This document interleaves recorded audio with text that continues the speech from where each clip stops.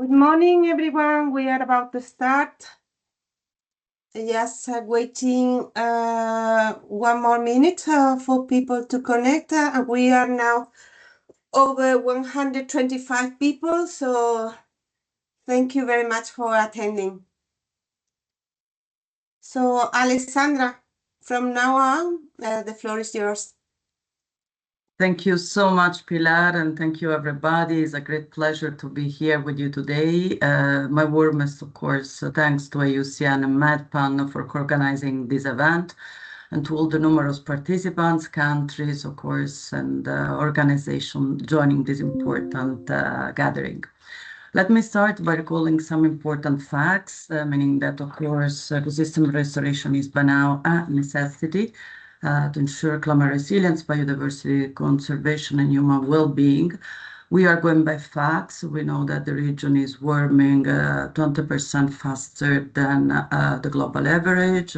We have 30% of Posidonia meadow that have been lost over the year, as well more than 50% of wetlands disappear over the past around 50 years.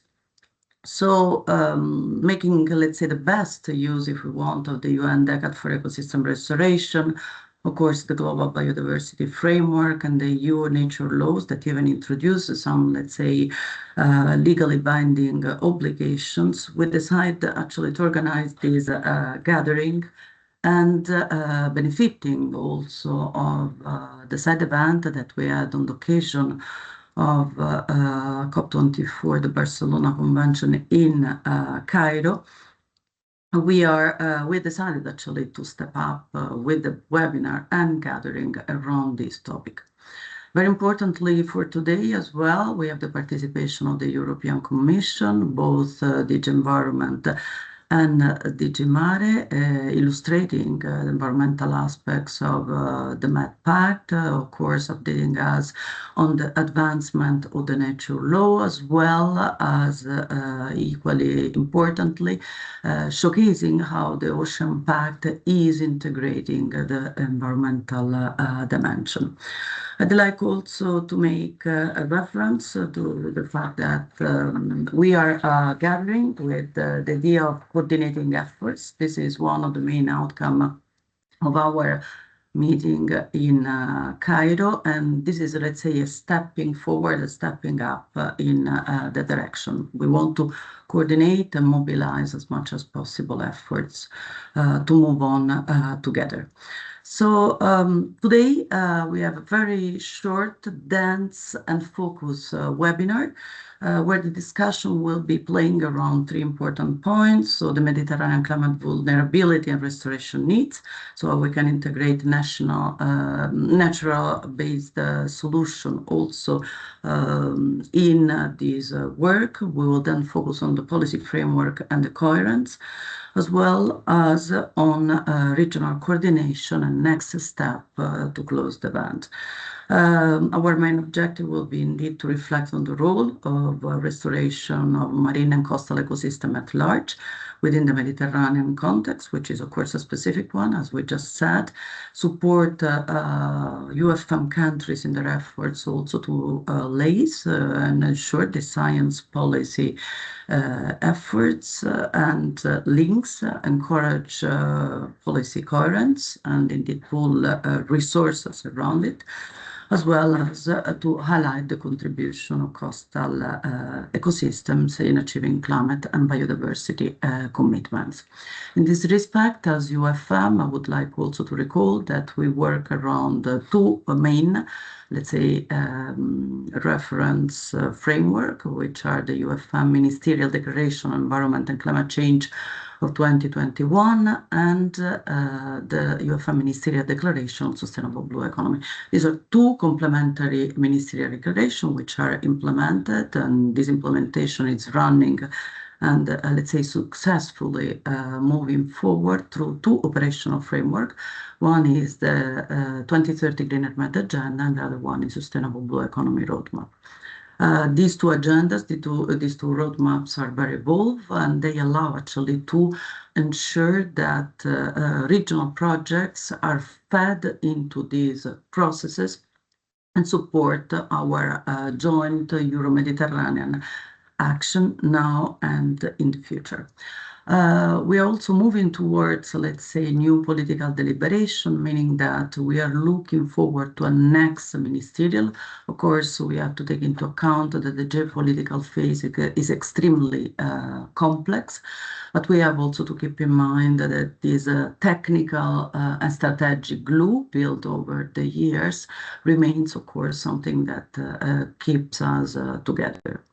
At the level of the Union for the Mediterranean, I would like also to recall that, of course, all the work we are doing is very much linked to the Med Pact and the Ocean Pact. Let's say our new vision, we have a new vision, which moves along the Med Pact as well, with this idea of connecting people, countries, and economies. And as I presented, let's say, shortly, the UFM is engaged, just to mention some, in various initiatives, like the 100 MPAs initiative, the coordination of the technical and scientific centers of CBD. This is something that we are looking at with UCN, as well as also to support the preparation of the 7 national reports of CBD through a webinar that we just organized together with the West, the DG MENA funded program a few days ago with countries and a few observers. This said, I will leave now the floor to Pilar for the first session. So Pilar, the floor is yours. Thank you, Alessandra, very much for this introduction. I believe today is an important day for restoration in the community, because given the success that we obtained with the participants for attending the meeting is clue, no? So without further delay, I will go into this block of the webinar. The aim for this session is to explore the relevance of the restoration across the different Mediterranean ecosystems. So to this end, we are joined by a panel of experts who will delve into the specifics of challenges or vulnerabilities and restoration needs of this ecosystem. So in addition to this ecosystem-based overview, we also wanted to incorporate the perspective of the MPAs, okay, the marine protected areas, that are drawing on the experience of one MPA manager. In this case, I have to excuse Renaud Dupois, because he was not able to attend. Just received yesterday in the morning a call to attend an important meeting for his MPA. So Carol Martinez from MedPan will cover this presentation. So let's go into the first part. Again, thanks to our experts for accepting the invitation to join us today. And let's start with the first. Chris, the floor is yours. I cannot hear you. Okay, let me manage to open your micro. Now you can unmute, Chris. Perfect. Thank you very much, Pilar. Thank you very much, Alessandra. It's a pleasure to be here today. We don't have a lot of time each, so I will focus on some fairly specific things. I'm Chris Rostron, and I am the coordinator for MEDWET, the Mediterranean Ramsar Regional Initiative. We're one of the oldest regional initiatives of Ramsar. There are around 23 globally. And really, you know, the role of these Ramsar regional initiatives is to translate what gets agreed globally at Ramsar and to support the 27 contracting parties and other partners around the region to really start looking at how we can sustainably use wetlands, how we can protect this network of Ramsar sites, and how we can work across the 3 Ramsar regions that we represent. So we're unusual in representing Europe, Asia, and Africa. And also, as you all know, facing some of the challenges around the Mediterranean, it's a very complex region, a very interesting region, but this really allows us to provide a platform which brings together the partners and which helps to deliver with practical aspects such as our network of Ramsar site managers, as well as SEPA activities and small grants. So really like making that link between what Ramsar attempts to do globally and what it can achieve in the region. As part of that, I will be talking about the Mediterranean Wetland Observatory, which forms part of MedWet. This small kind of science-based observatory looks regularly at what's happening across the region in terms of the status and trends and pressures on wetlands, but also the opportunities for wetland restoration. So the third wetland outlook has just been produced and was launched at the Ramsar COP15 last year in Zimbabwe, and we'll share the link to that shortly. Next slide, please. So blue carbon and Ramsar, I don't obviously need to remind you, but blue carbon systems are one of the most effective ways of storing carbon, up to 30 times more effective than forests. But again, this is something that still needs some work in terms of communicating that to decision makers and practitioners, that really, if we're going to look at turning around this crisis in the climate, one of the most effective ways is really to start looking after our coastal regions and the blue carbon systems that are found within that. For Ramsar, quite often people think of that as a freshwater agreement, but actually the definition of Ramsar is out to 6 meters at low tide. So there's a large zone of coast which is covered by the Ramsar Convention and makes that link between freshwater systems and marine systems. Although, you know, the coastal systems are a relatively small amount globally of what we have, they're extremely important. And as we mentioned, you know, in terms of carbon sequestration, we can't underestimate their value, but they're still being lost. As Alessandra said, in the last 50 years since the Ramsar Convention has existed, we've lost another 30% of our wetlands. So clearly a lot still needs to be done. Next slide, please. I'm going to talk a little bit about the results from the Mediterranean Wetland Outlook. You can see here the QR code if you want to go to the site where you can download it. It is a really useful, really important tool to help us in terms of how we look at prioritizing our efforts for wetland restoration. Some key things that have come out of this research then, first of all, it's that people love wetlands. They want to be near them and they want to live by them. And this puts a big pressure on wetlands, particularly coastal wetlands. We can see that the inhabitants per kilometer squared are 4 times the regional average for anywhere close to wetlands. If we start thinking about things like climate change, then in the best and worst case scenario, we're between 1/3 and just over 1 meter of sea level rise. And this is going to have a massive effect on our coastal squeeze. Between 70 and 90% of coastal marshes could be lost, which is an indication really of the vulnerability of these coastal systems and how we really need to start thinking about what we do to protect them. So by 2100, we could be in a system where we are seeing most of our coastal marshes and a lot of the other coastal wetlands degraded or lost. So something that is really a clarion call to help focus our minds. Next slide, please. But in terms of some of the positive stuff and some of the responses to this for wetland management, we can see that over 1/3 of Mediterranean wetland habitats are protected, which is good news.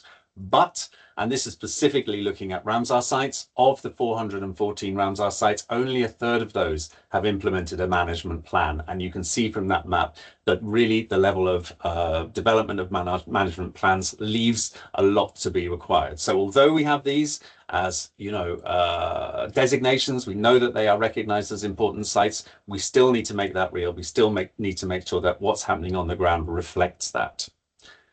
On a more positive note, looking at North Mediterranean countries, there are 88,000 kilometers squares of lost wetland habitats, so currently not there or degraded, that could be restored with very low effort. So really targeting what we do could help in finding some of those quick wins, some of those simple ways of bringing some of our wetlands back into good health.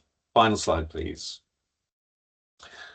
Looking at some of the things that we've been involved in then, just a snapshot then, the Restore 4 Seas project, which you can see an infographic there, was looking at how we really demonstrate the benefits of restoration of wetlands for carbon sequestration. And interestingly, looking at the impact of restoring wetlands, sometimes not immediately positive for carbon sequestration, but longer term, you can definitely show that. So a lot of work with pilot sites demonstrating the activities of restoration and working with local communities, and from that we have a toolbox of useful tools for people to use, a community of practice that has been launched, the website which you can find at Wetland Based Solutions, which has a lots of kind of useful stuff on the findings of that project.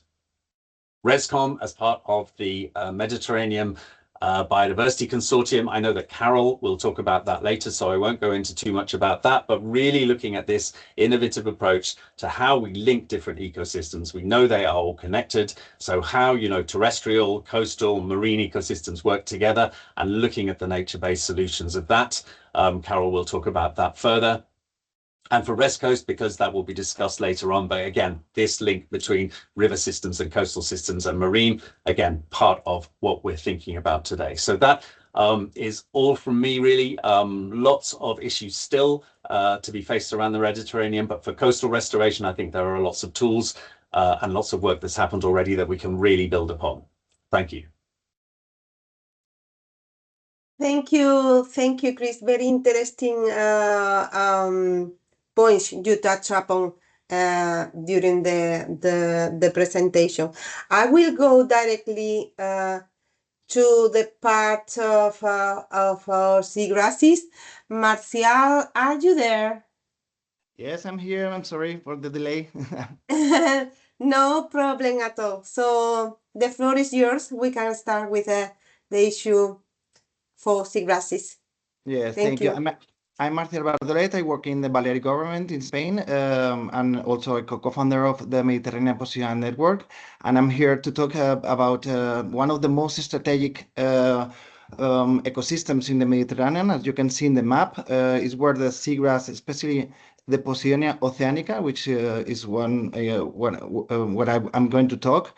Although there are many seagrasses in the Mediterranean, I will focus in this because it's one of the most important. It's a priority in habitats directives, and it's very powerful. And also it will help us for the mitigation and resilience of the climate change. As you know, it's not a plant. You can follow the next. Yes, sorry. This it's not an algae. It's a plant. But now we have to focus with the Posidonia oceanica and the seagrasses as a forest, because if we could see down the sea, I mean under the sea, with this beautiful blue of this Mediterranean coast, you can follow the next one. There's a big forest that doesn't stop in the coastline. It goes actually inside. So we have an amazing forest down in the Mediterranean, a huge distribution, a huge potential for carbon sequestration, and also it gives us a lot of biodiversity and also a human touch.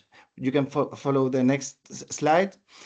I want also to focus that Posidonia oceanica is very related with the dunar systems in the Mediterranean. It's very important for the coastal erosion. We are losing sand in many places, and we need the Posidonia seagrass, which is a sand producer, but it's also it creates reefs, so it also put down the energy of the waves. We are having bigger storms in the Mediterranean, and we need to have a good conservation on the coast, on the Posidonia seagrass, and also especially in the dunar systems, because they are also in threat. And nature-based solutions told us that keeping the Posidonia in good conditions help us to put this on. You can pass the next one, please. Also, in terms of biodiversity, we don't have to focus only as a forest. It's more like a jungle in terms of biodiversity. And also because it also is a human touch now more and more in the Balearic Islands, and I think in all the Mediterranean, we're seeing the Posidonia seagrass as a beautiful place to connect. We are a lot of Posidonia lovers that we are trying to protect this seagrass ecosystem, no? Because we have a lot of threats, and I will go now with the worst part. Next one, please, Pilar. First, the benefits, as we were talking, we are losing actually in 34% in the last 50 years, which is very important. But the benefits, it's huge. It produces 20% of the coastal oxygen, supports more than 1,000 species, it's a nursery also and refugee for the feeding ground, protects coastline, as we were talking before, and is a huge ally for the carbon sequestration. We are focusing several projects because the sequestration is even higher than the tropical forest. And one of the problems that Posidonia seagrass has, and other seagrasses, but especially Posidonia, is that grows slowly. So if you hurt the Posidonia, the damage will be persist for decades. You can go to the next slide. And this is actually the worst area, the worst part, because we still having a lot of damage in the Posidonia seagrass, especially anchors, but especially human pressures, no, like throwing and others. But in anchoring, as you can see, this document of WWF that it was recently published, you can see the damage in the Mediterranean, and the anchoring is still a damage. We are trying all where we can in the Balearic Island. I will tell you more about that. But let's go to what we can do as restoration. You can go to the next slide, please. I will very clear in this point. Active restoration has its place, but it's not the starting point. Is the most effective, cost-effective approach is the passive restoration. We are very focused in that because it's urgent to remove the damage. So passive restoration is first remove the damage, and you have a much greater benefits than the restoration, which is expensive. The active restoration is expensive, is a long term, and the speed of the restoration is very, very slow. So we have to focus first in passive restoration. We will put our energy in passive restoration and also active restoration, but also with these protocols that we are trying to put because it's not easy to put the restoration in anywhere. So we have these protocols in these guidelines that I will show you soon. You can put the next slide, please. Yeah, in our regional government, we are very focused in this Posidonia. We have a degree of Posidonia conservation, which is very strict. We also are having eco moorings. This we think is one of the best solutions for the impacts. We also have a Posidonia surveillance service, which is 18 boats that goes out every day to talk with the captains. We have a cartography with apps to give tools to the captain and nautical sector. And of course, we have awareness and education and monitoring. This is as a regional government, but it's not, I mean, as you know, restoration is multifaceted. No, we can not only go with the government, we need all the civil society also to get on board, and with different organizations. As you can follow the next one, please. We create this Posidonia Mediterranean network. It was born in 2019, and we create these guidelines for the active restoration of Posidonia with all these protocols. We are also following different projects like this Interreg Artemis, which I think Arnaud will speak later. And we are providing a lot of documents to have a common vision in the Mediterranean for protecting the Posidonia seagrass. You can go to the next one. And just to be optimistic, I think the civil society and the population of the Mediterranean conservation authorities, but also the social the civil society has been a lot of efforts to create this kind of awareness. As government, we are putting the awareness on, but I think the civil society, the people want to, they think that it's a shared responsibility to protect the Posidonia. And I think this is a positive feeling that also the people can protect the Posidonia, no? So just to conclude, you can put the last one, sorry for being so long. Yes, with the Posidonia Mediterranean Network, we are doing a new roadmap for 2013. It will be published soon. I think with all the organizations all together, you can see all these big organizations. We think that protecting the Posidonia is a shared responsibility, and we are hoping, it's very optimistic, I know, but we are hoping to protect or at least have regulations in all the countries, also European, but also in Africa, because 40% of the Posidonia of the Mediterranean is in Tunisia. And we are also focusing in this protection in all the Mediterranean. So thank you, Pilar.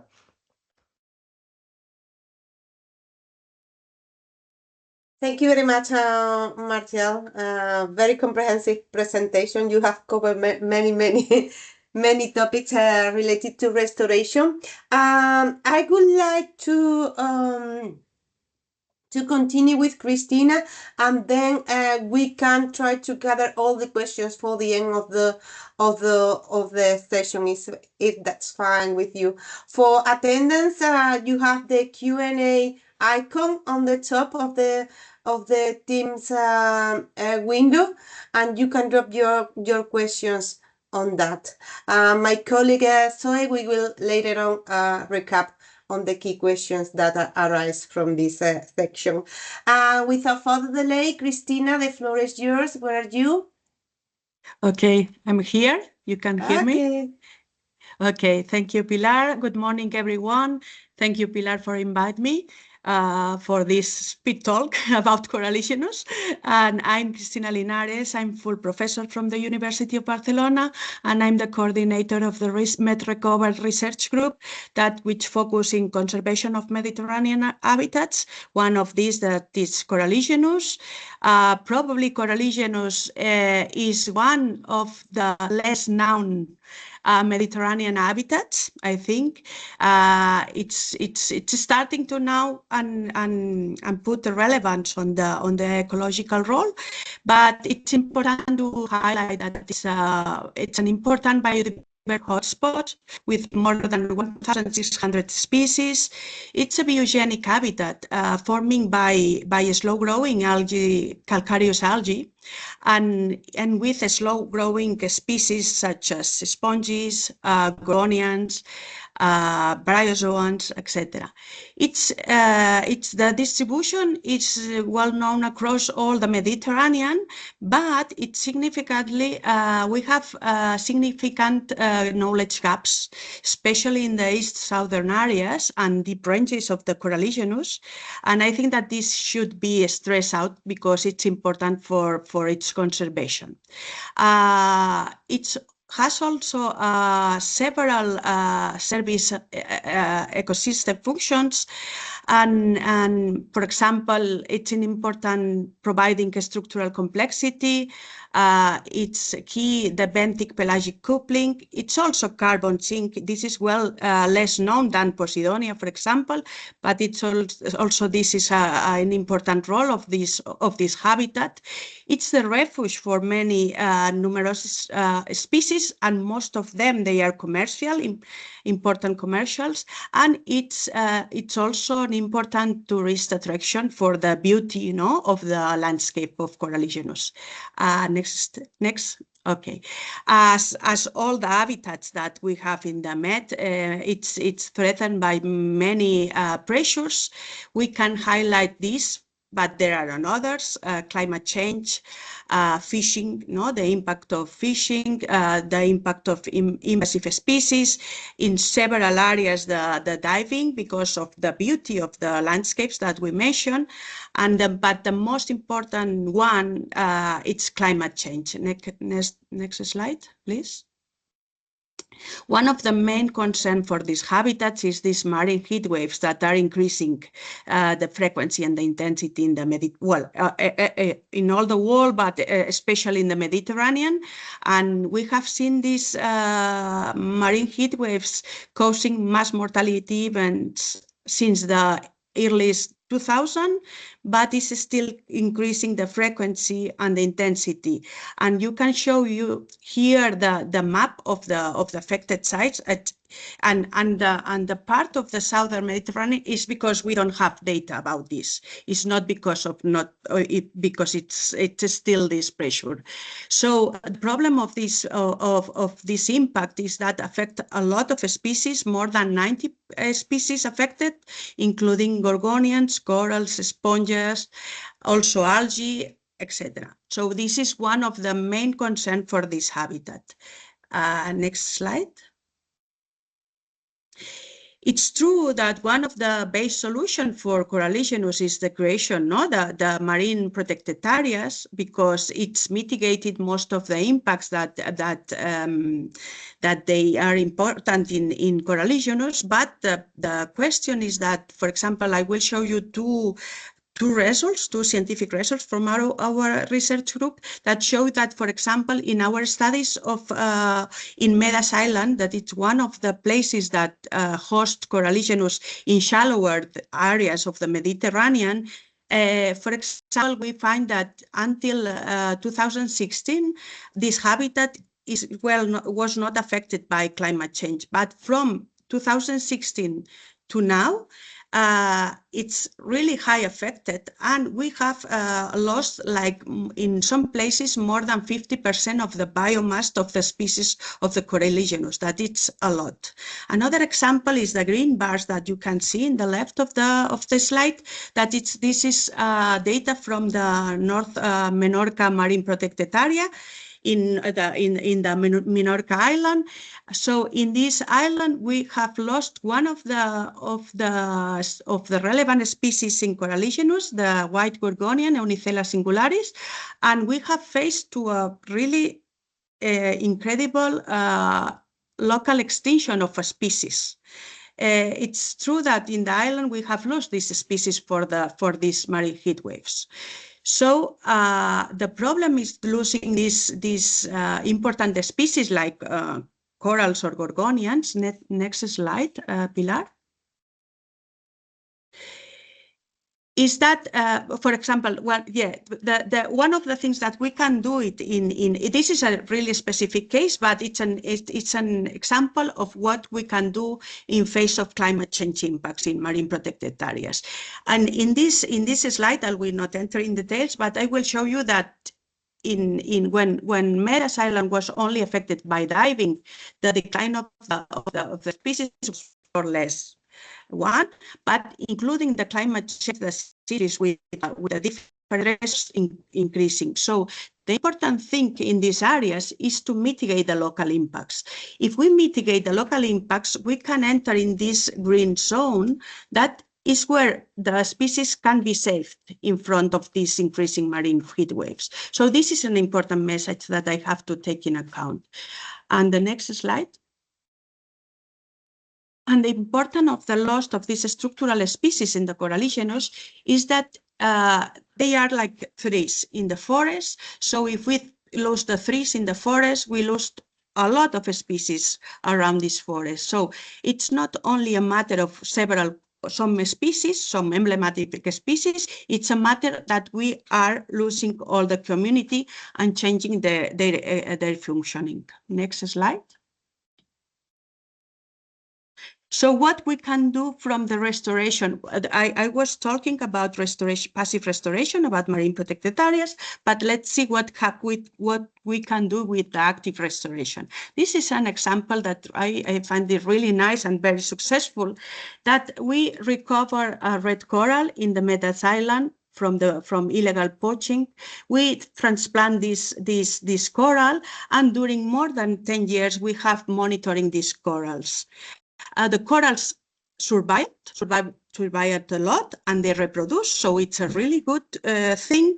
But one of the most unexpected things is that recovering these structural species, we can recover all the community, all the associated species. So in more or less 10 years, we can recover actively the coralligenous habitat. So, and this is, I think that it's a good message to be a little bit more optimistic. So to end, the next slide, please. So I think that most of the relevant actions for restoring coralligenous is to increase the knowledge. We know a lot of coralligenous, but to difference to the other habitats that they were talking before, we have a really important knowledge gaps in deep coralligenous habitats, and especially also in the southern Mediterranean areas. Another things that we can do is implement adaptive conservation strategies, mitigating local impacts, and also to promote the inclusion of coralligenous habitats as a priority habitat, as all the actions performed for Posidonia in the past. So we can translate a lot of things that we did in Posidonia to coralligenous. And obviously, also it's important to raise awareness about the importance and the relevance of these Mediterranean habitats. And it's all. Thank you. Thank you, Cristina. Very interesting research, the one that you are doing with coralligenous, that I also believe that it's a very important but less known habitat in the Mediterranean.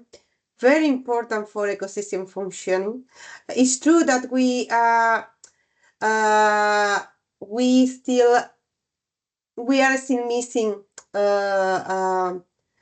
knowledge in the eastern part and the southern part of the Mediterranean, but with all the information that you have gathered so far in terms of massive mortalities and so on, the consequences, that I believe that it is enough to keep moving forward, not only with restoration, but with the conservation of this kind of habitats. At this point, I would like to gather a few thoughts from the three presentations regarding the ecosystems. You have mentioned, Chris, at the beginning, the connectivity. We have also mentioned natural solutions.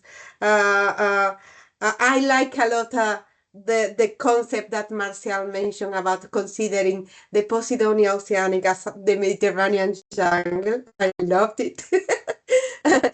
Because it's true, you know, it's like the most attractive and one of the most productive ecosystems in the Mediterranean. The importance of all these ecosystems as blue carbon sinks in terms of sequestration of carbon, how important they are, no? And important next steps. You mentioned, Marcial, the roadmap for 2030. Cristina also dropped key messages on the needs to move forward with policy actions. What else? I also wanted to highlight the key data that Cristina mentioned regarding this high, not high percentage of loss for certain species, but the relevance that this minimal loss has in terms of affection to the ecosystem functioning. So that's a very relevant issue. What else? So any key question from the audience? Well, thank you all for the presentation. So for the Q&A, there's only one question that was already a little bit addressed by Cristina, but maybe also interesting for the other habitats. The question is, given the accelerating heating of the Mediterranean, which coastal systems are most vulnerable to degradation and why?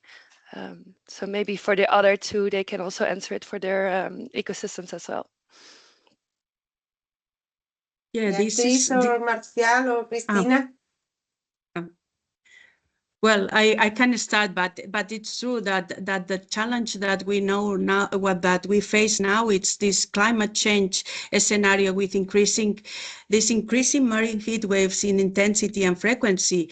When we started to study these coralligenous habitats, we faced a marine heat wave every 6, 7, 8 years, and now we are facing marine heat wave every year, almost every year, or almost 2 years. So it's a challenge to deal with this, because a lot of people say, well, in face of the climate change, we cannot do anything. But it's not true, because we have shown that mitigating local impacts, that they are really important. You give time to the species and habitats to recover. So I think that this is a key question. Thank Okay. you. Yes, Marcial, please. Yes, in terms of Posidonia oceanica, it also gets stressed. I mean, we are also having in the Balearic Island temperatures of 31 degrees. It's as you said, the Mediterranean is still going up. So if we think the Posidonia seagrass will be stressed, it will be affected, and in some areas will not be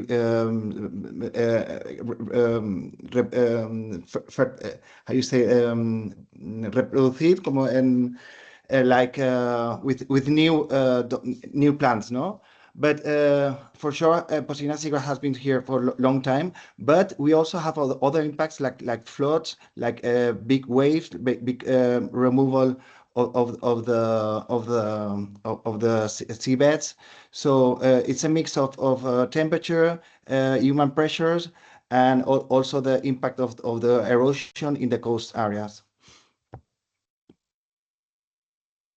Yeah, and just from my perspective for coastal and more freshwater systems, I guess, the twin threat of having extended lack of water or dryness during the summer, and also extreme weather events, will lead to all of these systems becoming much more vulnerable. So you can see things like in Valencia and the Albufera, when there was an extreme weather event, a lot of the trash and damage also ended up within the wetlands themselves. So that those two things are kind of not helpful for restoration or for protection of coastal wetlands. And the slide I showed of the coastal squeeze, longer term, just shows that the coastal systems are highly vulnerable. And if we do end up with high sea level rise, we will end up losing huge amounts of these. So yeah, from freshwater systems, equally vulnerable, but maybe for slightly different reasons. Yeah, unfortunately, we have no time for further questions, but I believe that so far has become very clear that through this discussion that the importance of the restoration for all these habitats. Unfortunately, also, we could not cover all the habitats in the Mediterranean, but we selected these 3 ones that are given the available information and the research done for the time being is very relevant. So we cannot excuse on taking action on that. And yeah, especially given the climate emergency, the restoration has been mentioned like a key solution or natural-based solution for these marine habitats. So I would like the 3 participants to select one single message for policymakers, given that we will have them in the next block before passing to Carol. Few words, like a short policy message. Marcial.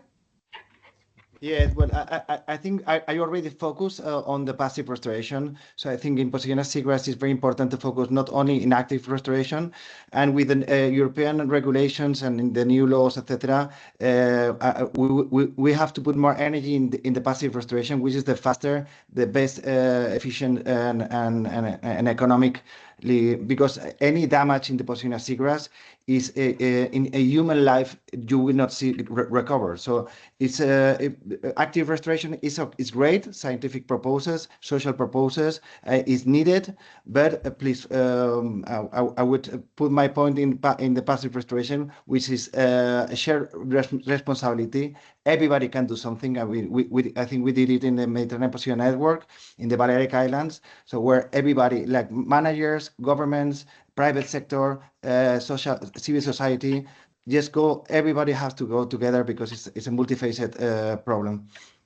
Yeah, thank you. Chris, please. Few words. Yeah, just a couple of messages then. I think from a Ramsar perspective, you know, there is a lot of information, a lot of policies that have already been signed up to by all of the countries around the Mediterranean. So part of it is just making sure that those things get translated into action on the ground. There's a lot of work that's already been done. The second one is just building on the ResCom idea that we have these ecosystems that are all interconnected. We need to be working better in order to make sure that we're pooling our resources and that those things are not duplicating efforts or missing anything out. And the final one, which came really up from the Barcelona COP last year, was looking at getting a regional restoration plan. So looking at how we can all look at the whole picture across the Mediterranean to get a targeted plan with concrete actions, good monitoring and good outputs. That's for me. Cristina, please. For Coral Legionnaires, I will say that is one shot that it's increased the effective protection level of the habitats, especially including the deeper areas, the southern eastern Mediterranean areas that they are. We don't know the distribution, and we still we don't have protection figures to conserve this habitat.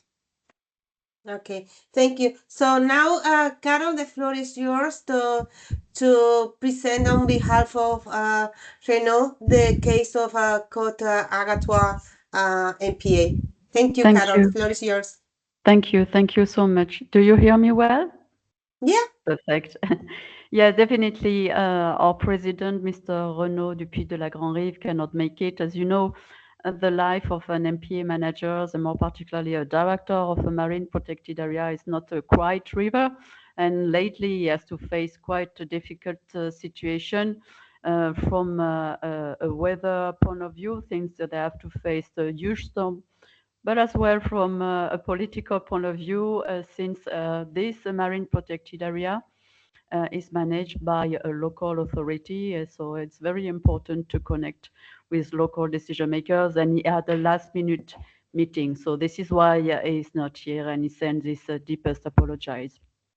So actually what Renaud wanted to convey is a tangible testimony from the ground as an MPA manager, highlighting the fact that, as it was nicely said by Martial and as well Cristina, the marine protected area plays here a key role in terms of privileged area to welcome, to host, and to implement restoration. First of all, passive restoration, since it is the DNA of marine protected area. They do mitigate impact, they do protect habitats. So this is an important and critical role of marine protected area, but as well for hosting, planning, implementing active restoration. And this is what is happening actually in this marine protected area of Côte Agatoire. You can see the map here. As you can see, it's very close to the shore and next to quite an important city and tourism area. And thanks to the creation of this marine protected area, they have been able to designate a strict protected area, a highly protected zone. So a very important area and zone for implementing passive restoration, but as well to regulate and even to forbid some activities and actually to stop to put to an end some coastal industrial activities. In terms of active restoration, this marine protected area has been quite busy, as you can see, since they tackle the restoration of several habitats, seagrass, coral, shellfish, and algae, in order to really support the resilience of those different habitats. So as you can see on the slide, they work on transplantation of seedlings of seagrasses, but as well transplantation and creation of artificial reef for coral restoration, but as well the seedings of juveniles for the shellfish, and as well we will see a bit later for algae seedings of some species. Next, please.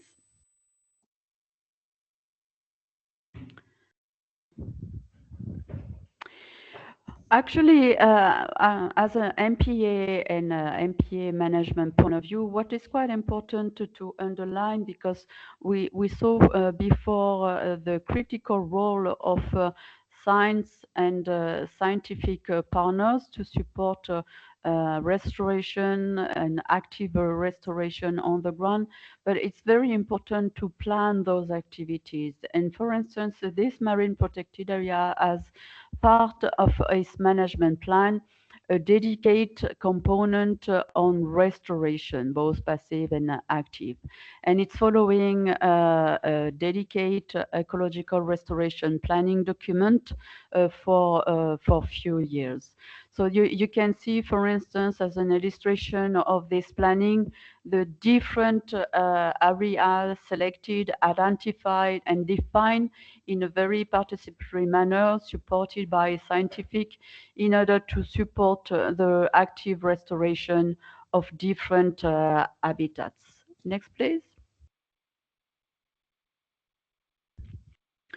So here we can see, for instance, more in depth the diagnostic and the method of restoration using literature, scientific literature review, implementing inventory and mapping in order to really monitor the implementation of restoration activity. And this is the other key message that Renaud wanted to convey. We do need science. The restoration actually is something not only heavily costly, but quite complex, and it involves and implies the fact that as soon as you start the planning of restoration activities, you need to factor your needs in terms of monitoring, and let's say long-term and monitoring. So this is something to really count and actually foresee from the very beginning. If not, you cannot really assess what is your impact if you are successful or not. And this has a cost as well, restoring an habitat, and Martial highlighted as well the slow growth rates of Posidonia. It requires times, and a lot of times. But thanks to the monitoring implementing in this marine protected area of Côte Agatoise, they could actually monitor the success for Cysostera, and quite high success, since a 90 recruitment success rate and a gain of 58 square meters for this species.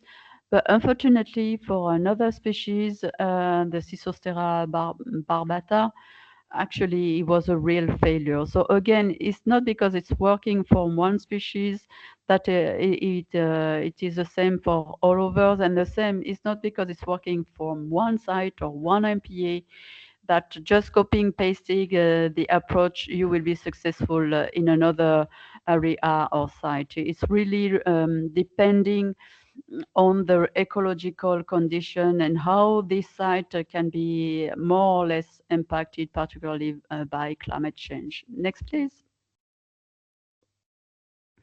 So here there is a description of the methods they actually deployed in the MPA of Côte Agatoise for the two species just mentioned. There's actually it was a very active work since for the one that was successful, they did prepare the substrate by scraping. They work hard on the substrate. They drill hole on the rock in order to insert rings in order to, let's say, ease the anchoring of the species, and they secure the plants and the shoots in the anchor pore using plastic ties, and they renew actually this effort. They will renew this effort this year. So when we talk about active restoration, you can sense you can measure here that it's not about just planting something or seeding something. It's really some work. This is why it's so costly, and thus, as Martial mentioned, passive restoration is the most cost-efficient approach. Next one. So I think that it was the main message that actually Renaud wanted to convey. Again, Renaud wanted to highlight that a marine protected area and the network of marine protected area are a key ally of a restoration and all restoration policies, but it requires a sound understanding of the ecological condition, their change, the impact of climate change, and thus, while we are working on tangible restoration activities, it's very critical to factor and to have as well understanding of the coming changes. So this involves the fact that involving the sites, but as well involving the network of marine protected area is critical for the sake of connectivity, ecological connectivity, but as well resilience, and particularly resilience to climate change, because we know that we need to work more at our regional level on the resilience of marine protected area and as well the whole network of marine protected area in order to support the resilience and the efforts, the successful efforts of restoration in our beautiful region. I will stop here. Thank you. Thank you very much, Carol. Just a quick note on your presentation. Yeah, it's true that the MPAs will play a key role in within the implementation of the EU Restoration Regulation in the coming years, because they are, let's say, in some way, the first step to implement this new regulation.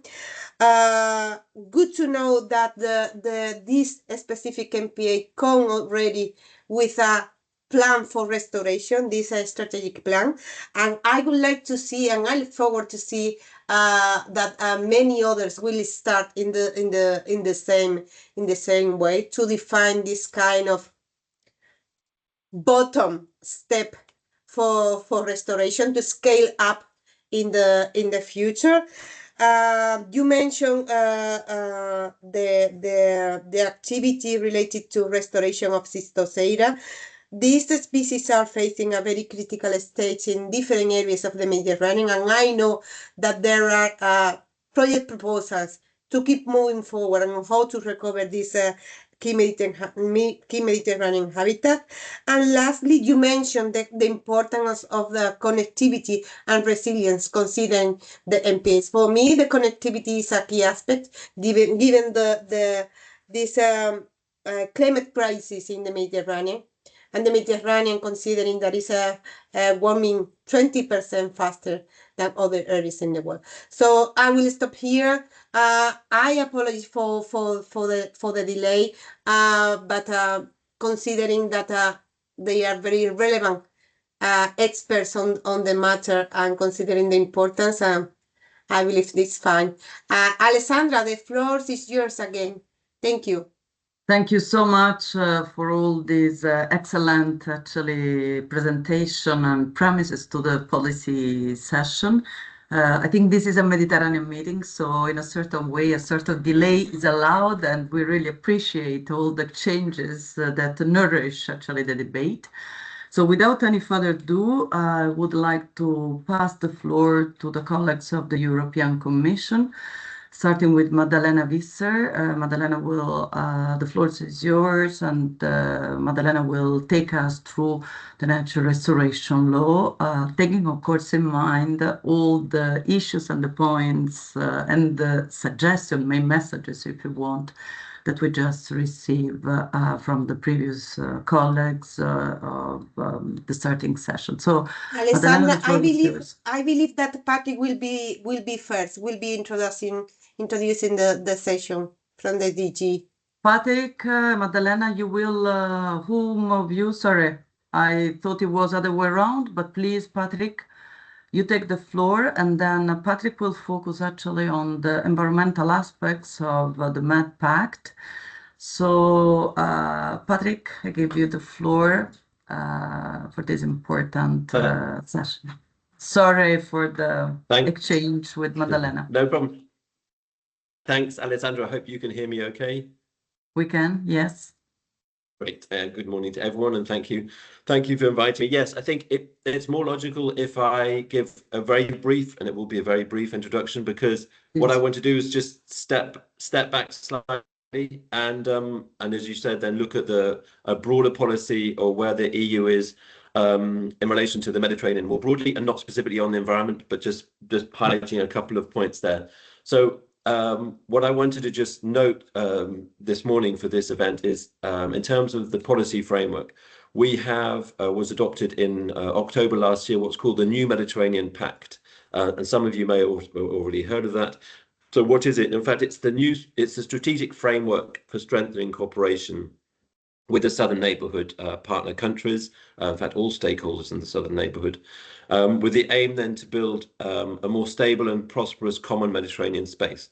So this new Mediterranean Pact, as I said, sets out a number of the priorities for the EU in conjunction with the Southern Neighbourhood countries for the next 5 years approximately.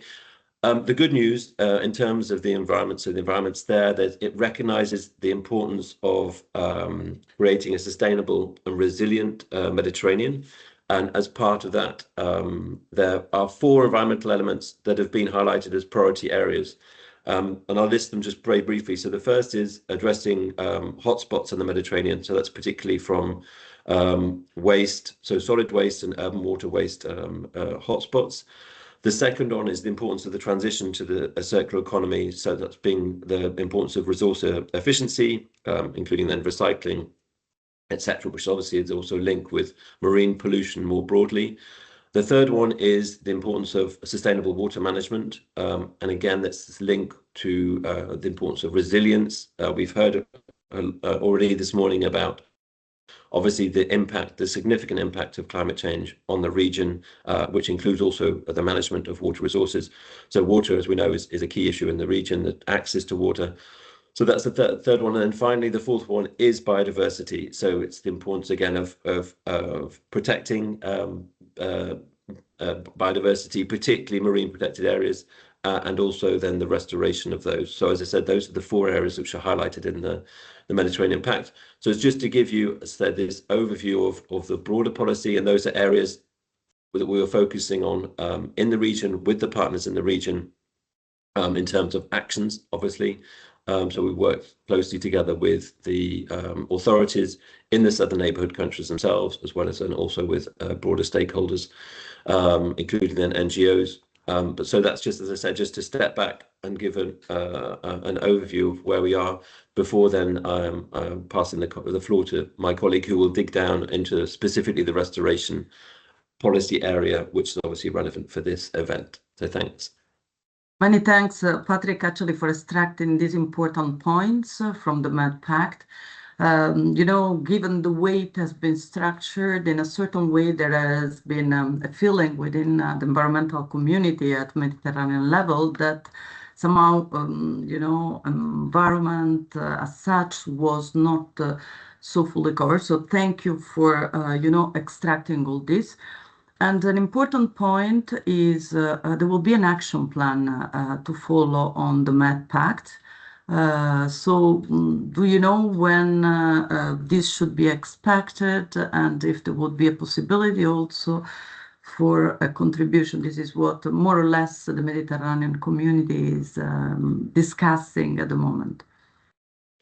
Absolutely, yeah. I mean, it's good to raise this point of the action plan. As I said, the 4 areas I've identified as entry points for specific action, of course, because at the end of the day, we need to have change on the ground.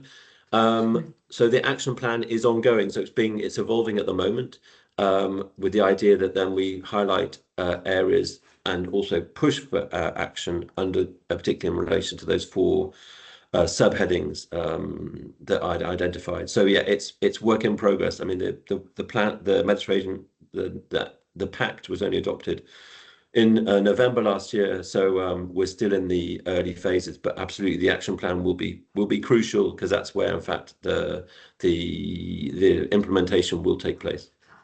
Thank you so much, Patrick, for these important updates.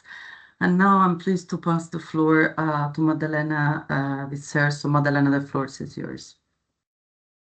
Hello, thank you very much. Good morning to everyone. I'm happy to walk you very quickly through a very complicated regulation. So today we're talking about marine restoration. It's a bit of a repetition because, Alessandra, this is exactly how you started, but why do we need marine restoration? What was basically the push for this nature restoration regulation that we now have? It was the fact that marine ecosystems are under increasing cumulative pressures. The combined impact of overfishing, bycatch, eutrophication, and habitat loss and degradation is driving decline. And these pressures are translating into real ecological consequences, namely declining marine biodiversity, loss of key ecosystem services such as carbon storage, coastal protection, and food provision, and reduced resilience to climate change. Marine protected areas are expanding, and this is an extremely important achievement. However, there was a strong realization that protection alone is not enough, where ecosystems are already degraded. In many areas, degradation continues even within MPAs because pressures persist or past damage has not been reversed.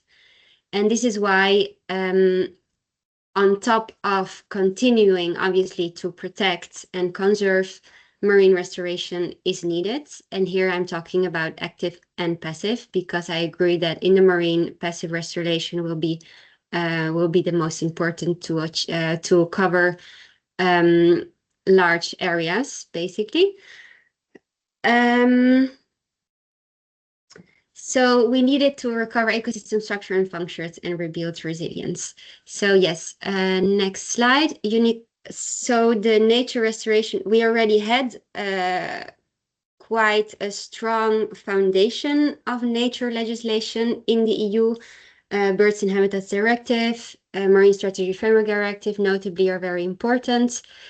However, the nature restoration regulation is a game changer when it comes to restoration. It entered into force in August 2024. It sets time-bound binding restoration targets. It doesn't replace existing legislation, but it builds on it and connects it. So again, here I mentioned the Marine Strategy Framework Directive, the Birds and Habitats Directive, Marine Spatial Planning, Water Framework Directive, Common Fisheries Policy. The goal of the nature restoration is to build on what has already started under these directives and legislation, and to connect them. So in this way, it has a really holistic approach to policy.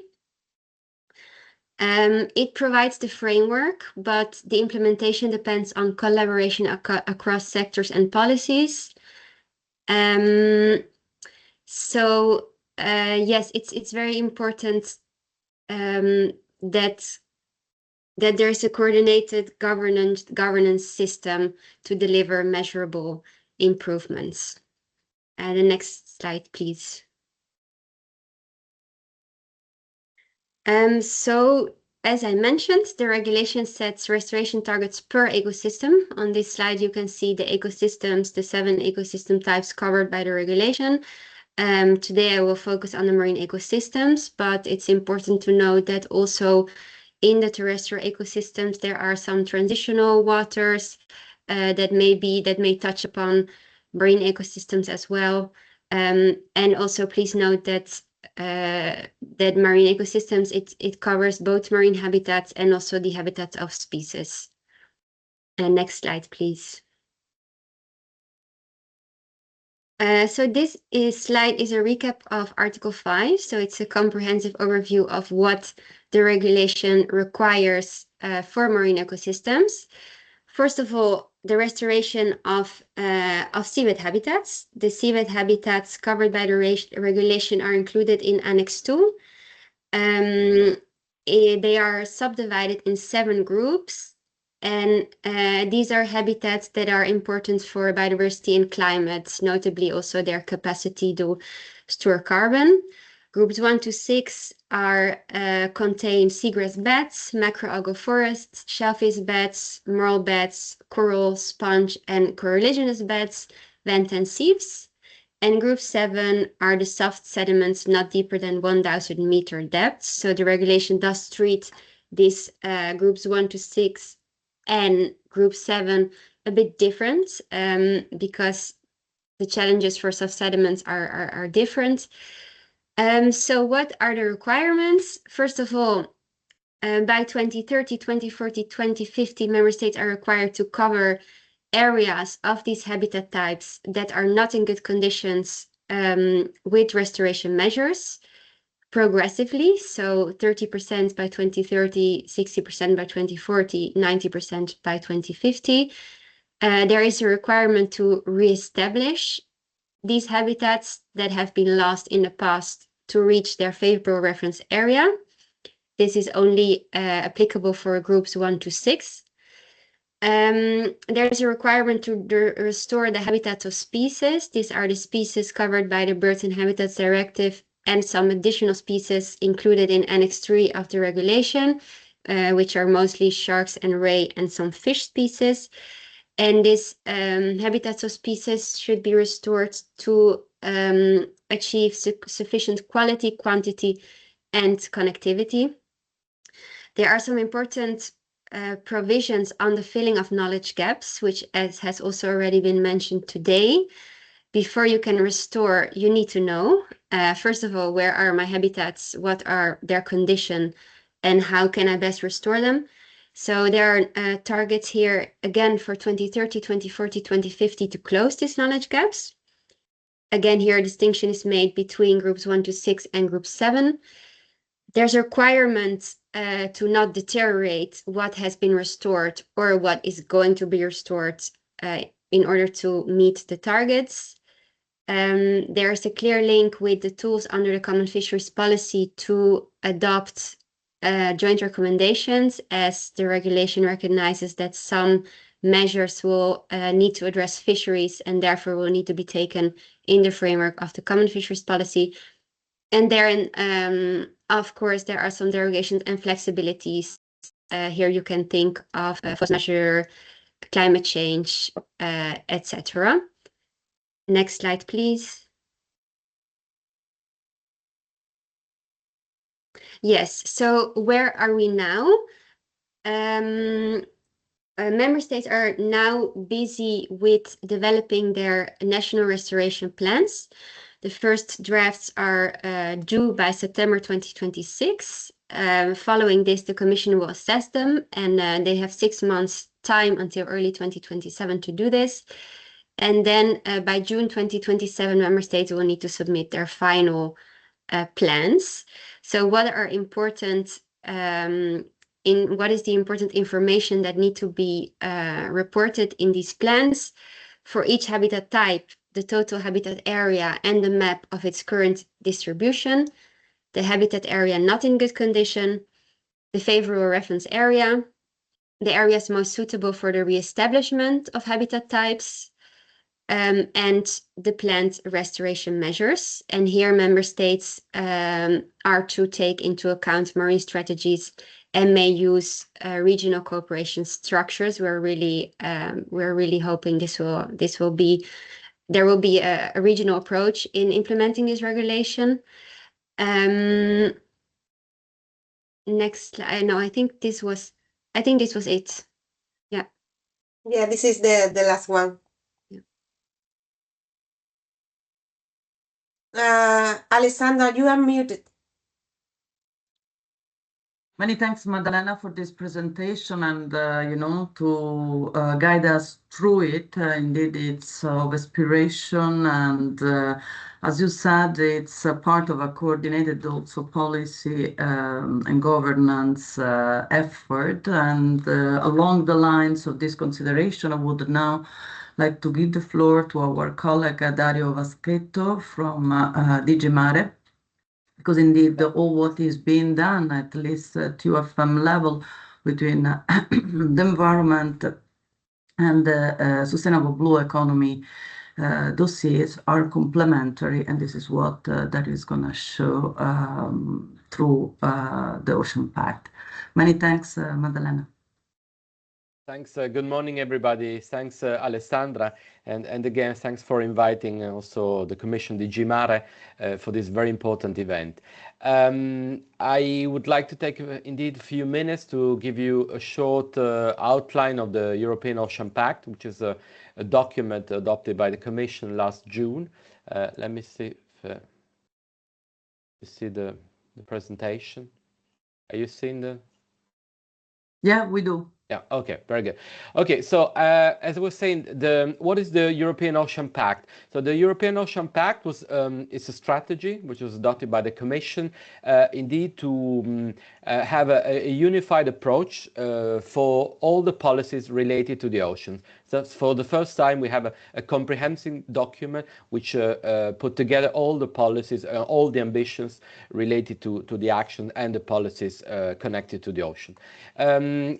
The pact was already in. Sorry, Dario, for interrupting. The presentation is not in presentation mode.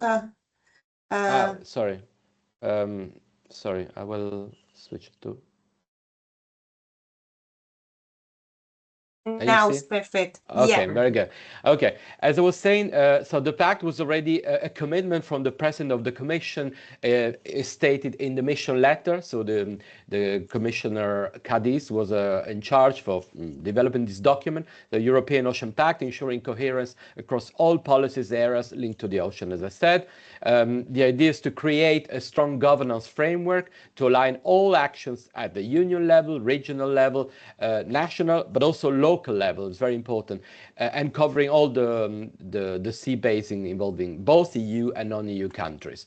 As I said, the pact aims at having a holistic approach and collaboration between all the different stakeholders, member state, regions, and all different actors, being fishermen, blue economy professional, innovators, investors, scientists, and civil society. What are the main message of the pact? What are the main strengths of the pact? Essentially, the pact is a strategy. It's a comprehensive strategy to first better protect the ocean. So there's a very strong environmental dimension. As I said, we cover all the policies related to the oceans. It was a very collective effort involving all the services, all the Director General of the Commission, but at the same time promote a sustainable blue economy. And this, I would like to stress very much the principle of sustainability. So we're looking at improving and promoting economic activities related to the ocean, but under the principle of sustainability. They must be sustainable. That's also very strong, the link with the environmental dimension. And third pillar, also very important, the pact aims at ensuring a well-being of people living at the coastal area. So the coastal communities is also a very important component of the pact. Very quickly going to the 6 priorities. In a certain way, I've already anticipated, but as I said, first priority, protecting and restoring ocean health. And that's really the environmental pillar of the pact, if you want. And there's several actions and underlying actions, as I said already, the encourage member state to establish further and manage marine protected areas. We had a very good example already explained before, but indeed to go on in that direction, evaluate and revise the Maritime Spatial Planning Directive. As you know, we have a directive which dates back to 2014, and now there's more and more activities taking place in the ocean, and we need a review of this directive to make these activities possible in a more sustainable matter. Second pillar, as I said, competitiveness. We need to ensure blue economy activities, more activities at sea, which need to be competitive and sustainable at the same time. So we have several action there. In particular, evaluate where the Commission is evaluating a common fishery policy to make it more sustainable in the long term. We have in the pipeline the launch of a sustainable tourism strategy. Also, tourism is a very important economic activity which needs to be sustainable in the long run. Develop also a new industrial maritime strategy, a new port strategy. All these activities are in the pipeline. Third point, which I think is also very relevant for this seminar, supporting coastal islands and outermost region. Coastal communities are those most affected by the climate change and environmental degradation. We heard very clearly today, in particular in the Mediterranean, with the impacts seriously impacted. So we need to do more to support coastal communities and people living in the islands. The Commission is working on a strategy, in particular DG Mare is in the lead to develop a strategy for supporting coastal communities.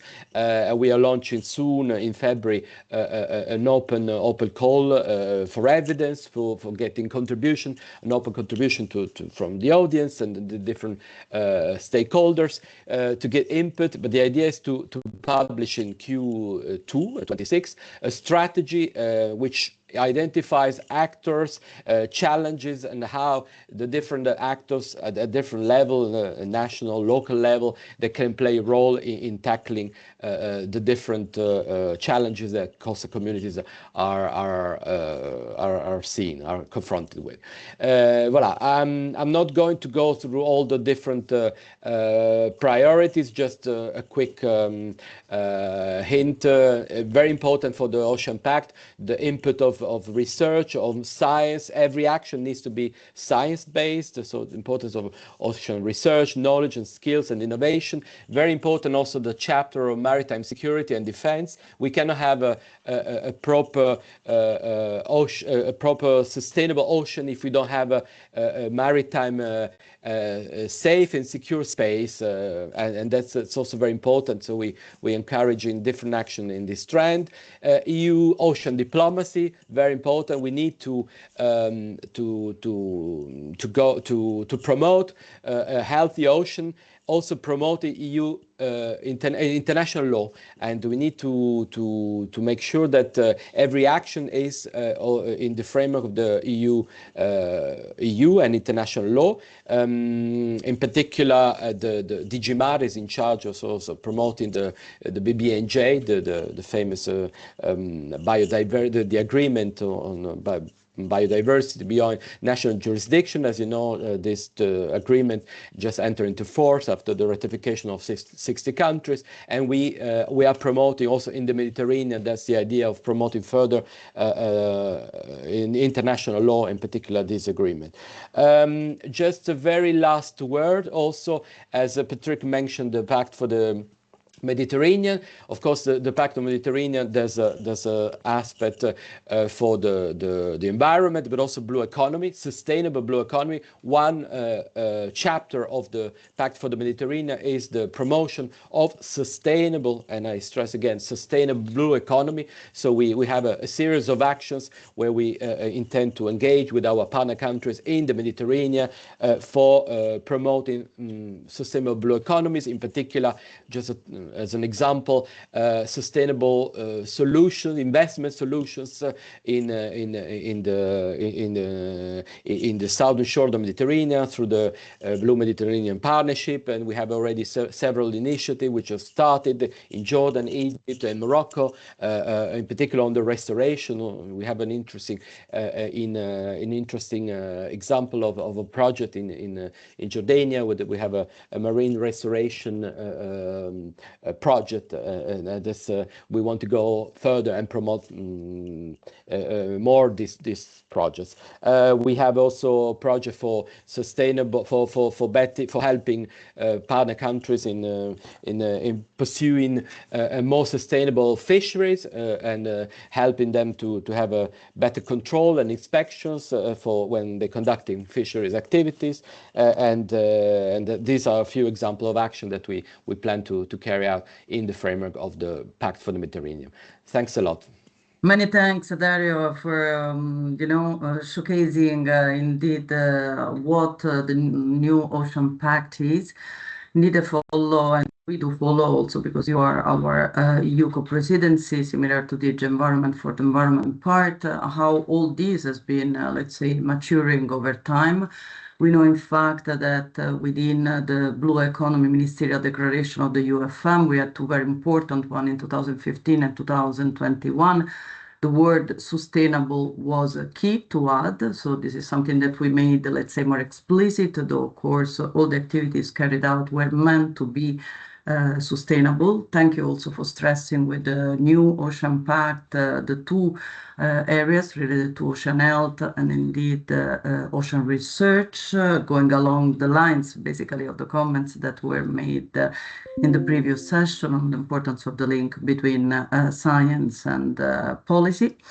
You mentioned indeed, and this is a fact, that within the Med Pact, the section on sustainable blue economy is strongly there.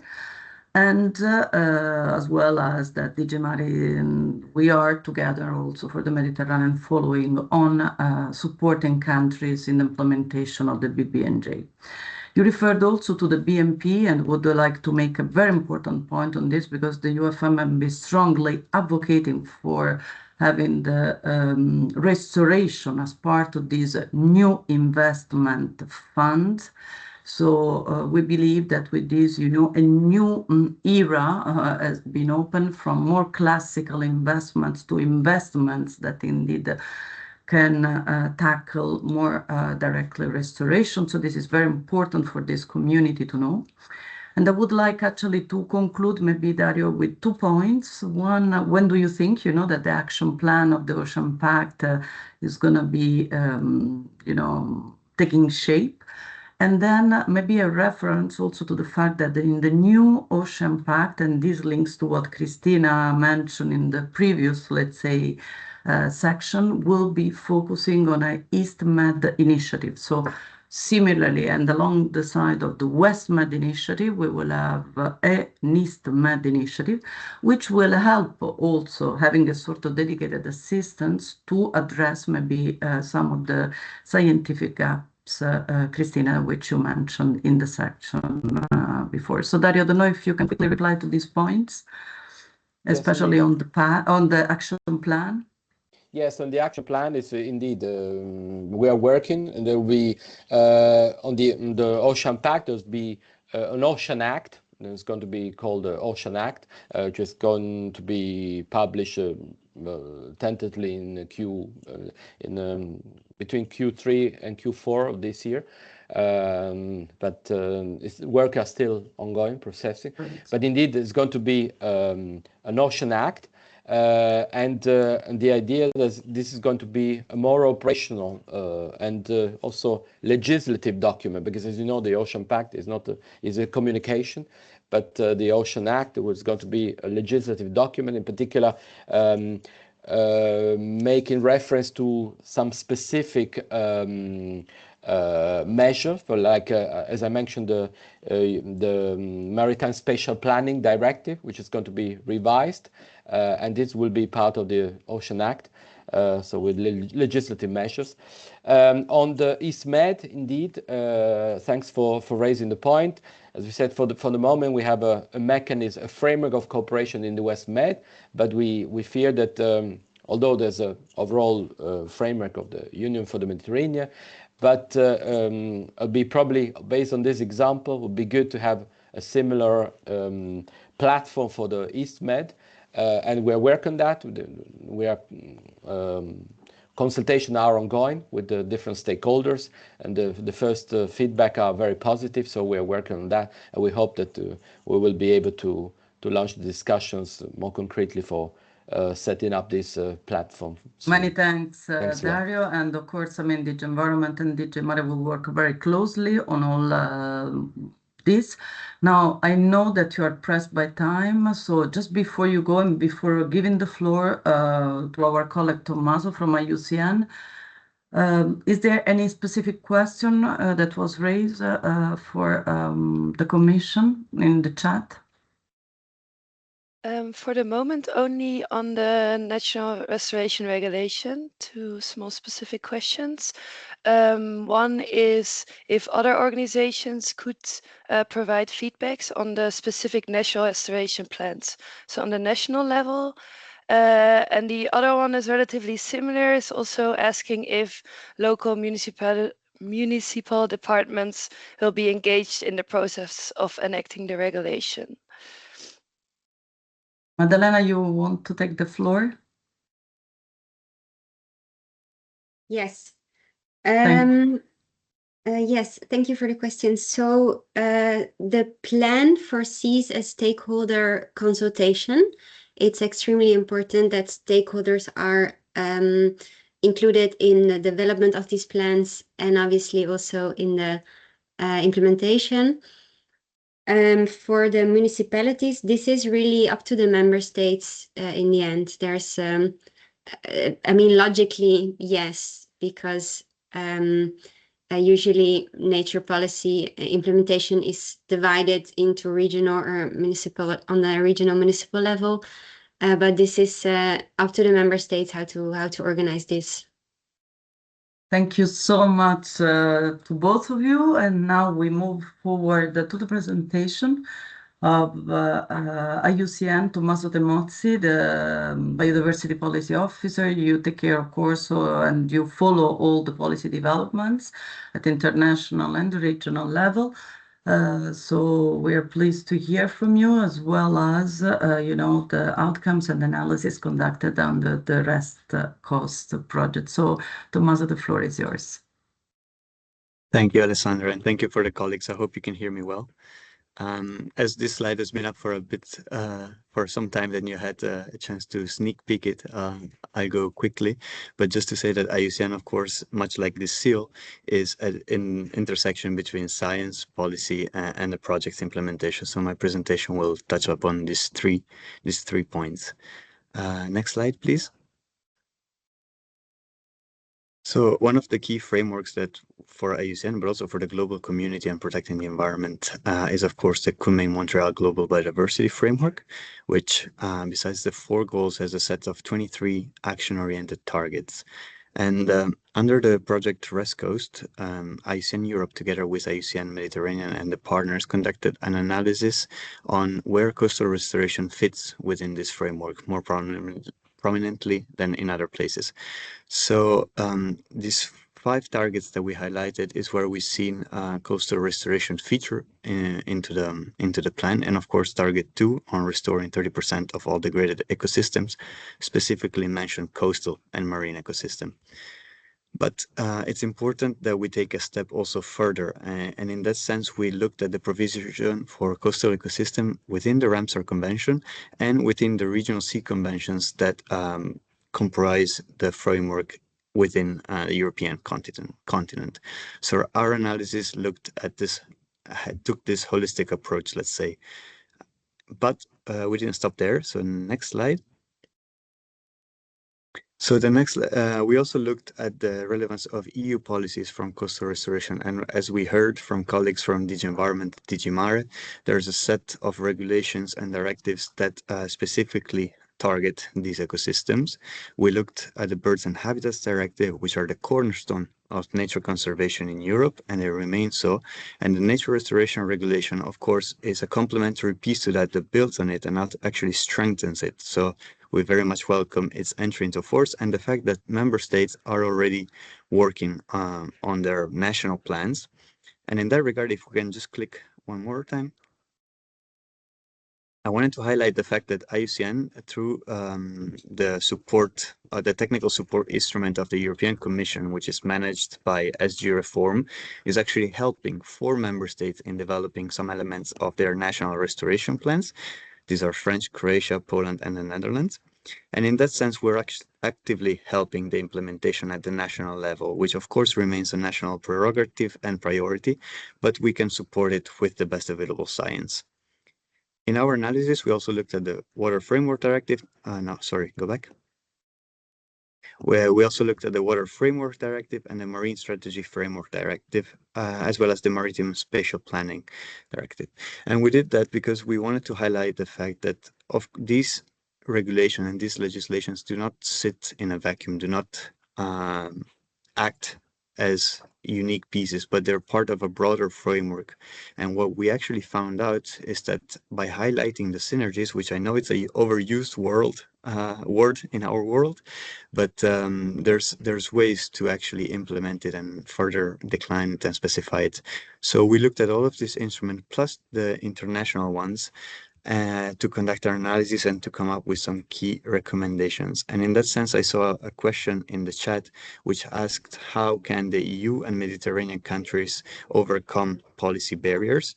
And one way is exactly this, to consider policies within a broader look. So some key messages from the West Coast analysis that we conducted are fostering transnational cooperation for coastal restorations.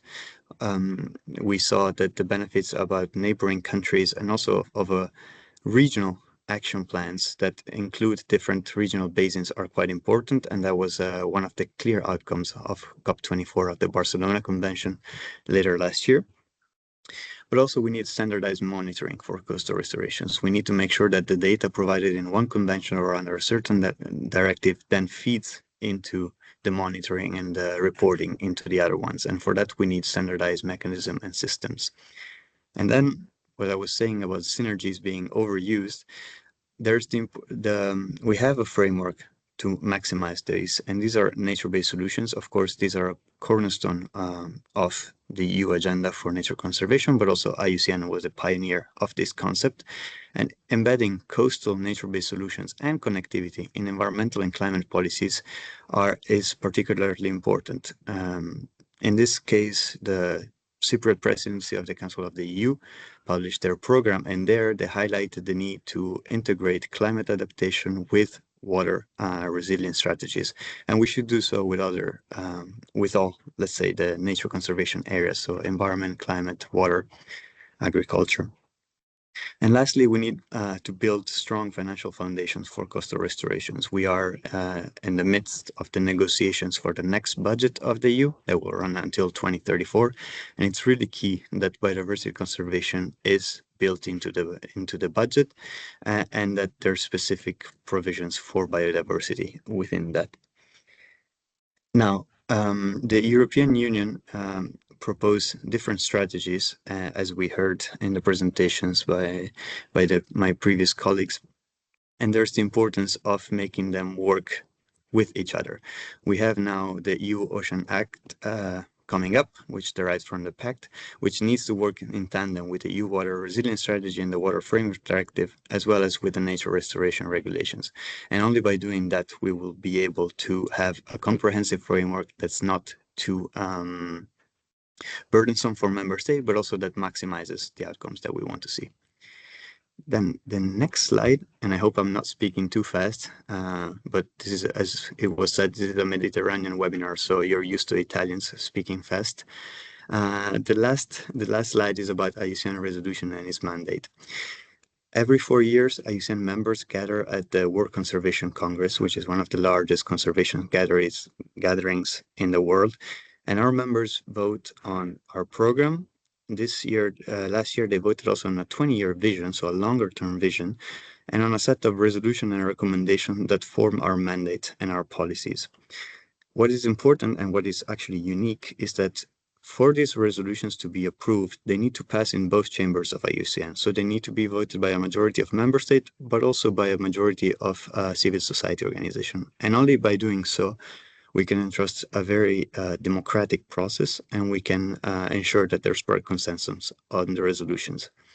Here on the slides, I wanted to highlight one that was agreed in Abu Dhabi in 2025, which is facilitating synergistic delivery of multilateral commitment on conserving coastal ecosystems, which is, in short, my presentations for now. But we also had previous one for the Marseille Congress in 2020. And I wanted to highlight one from 1975 on the conservation of critical coastal marine habitats. This is not to point out that we're old, but that rather that we are consistent in our work and that coastal ecosystems have been and are a key priority for us. So being said that, there's the importance to communicate this to a broader framework. So I also wanted to thank the scientists for the presentations before, and making aware of these findings is critical for the conservation of coastal ecosystems. Now I have to apologize. I will need to leave after the quick questions time that for this segment, because as a true testament to a holistic approach, I'm moving from coastal ecosystem to PB&J workshop here at headquarters in Switzerland. So apologies for that, but I'm happy to take one or two questions if there are. Thank you. Yeah, thank you very much, Tommaso. I will quickly mention that indeed your points are well taken. The multi-stakeholder approach is also something that similarly is absorbed by the UFM level. It is part of our mechanism to have all the inputs and indeed active participation of the various categories of stakeholders, ending up in official ministerial declaration, but of course making sure that the process towards it and for their implementation is tackled by the largest possible community, each one contributing according to its own mandate, possibilities, capacity, and of course financial abilities. So the idea is indeed to pool resources at all level. You highlighted the importance of our, let's say, common thread within these webinars. So the fact of looking into a regional action plan for marine and coastal restoration, and being coastal, indeed, this interface between land and sea. I'd like also to mention, this is not the audience, but it's important to know that similarly it's happening also for the Mediterranean forest community. So we are also looking into this roadmap. So this interface at coastal level could indeed be very important. I'd like also to conclude this very important session if there are no other questions, and I'm asking actually to Zoe, she can check it. That of course all the presentation, no other questions, that all the presentation will be shared with the participants at the end of the webinar. So without any further ado, I think we have quite a delay. Thank you very much, Tommaso, for your intervention. And we move to our last session, which is crucial session after all what has been said, which is the one about regional cooperation and next steps. So I'm very pleased to give the floor to Carol Martinez from Medpan. So Carol, the floor is yours. Thank you. Thank you so much, Alessandra. And as Tommaso fairly underlined, it's critical to foster transnational cooperation. And this is actually what our Medpan network is doing through its different activities in order to support tangible action and effective marine conservation in our region. Next, please. So maybe a few words about our network. Actually, we are bringing together more than 130 organizations in all the Mediterranean riparian countries. And this represents about 700 marine protected area represented in the network. more or less 90% of the MPAs that are managed in the Mediterranean Sea. In order to support the marine protected area managers and their stakeholders, because our community of practice is going definitely beyond the marine protected area managers, and the key question of effectiveness of marine conservation is about governance and thus involving very diverse stakeholders. So in order to support this community of practice, our work is organized in three main pillars. The first one, and I would say one of the critical one, is dealing with building capacity, sharing the solution, the experience, the know-how on the marine protected area management. It's critical to have this peer-to-peer exchange in order to learn from each other and to share good practices and good solutions. The second pillar is to build and to share the knowledge on marine protected areas and their management, and this to support informed decision making, not only at the national level, but as well at the European and Mediterranean level. Work in terms of knowledge, we could mention is the marine protected area status in order to take stock of the reality of marine conservation in the Mediterranean Sea. As you know, we are lagging behind the achievement of the 30 by 30 target in our region. Since to date, our network is representing 8.3% of the Mediterranean waters. And the last but not the least pillar or area of work of our network is to develop and to promote marine protected area policies in the region, but as well beyond.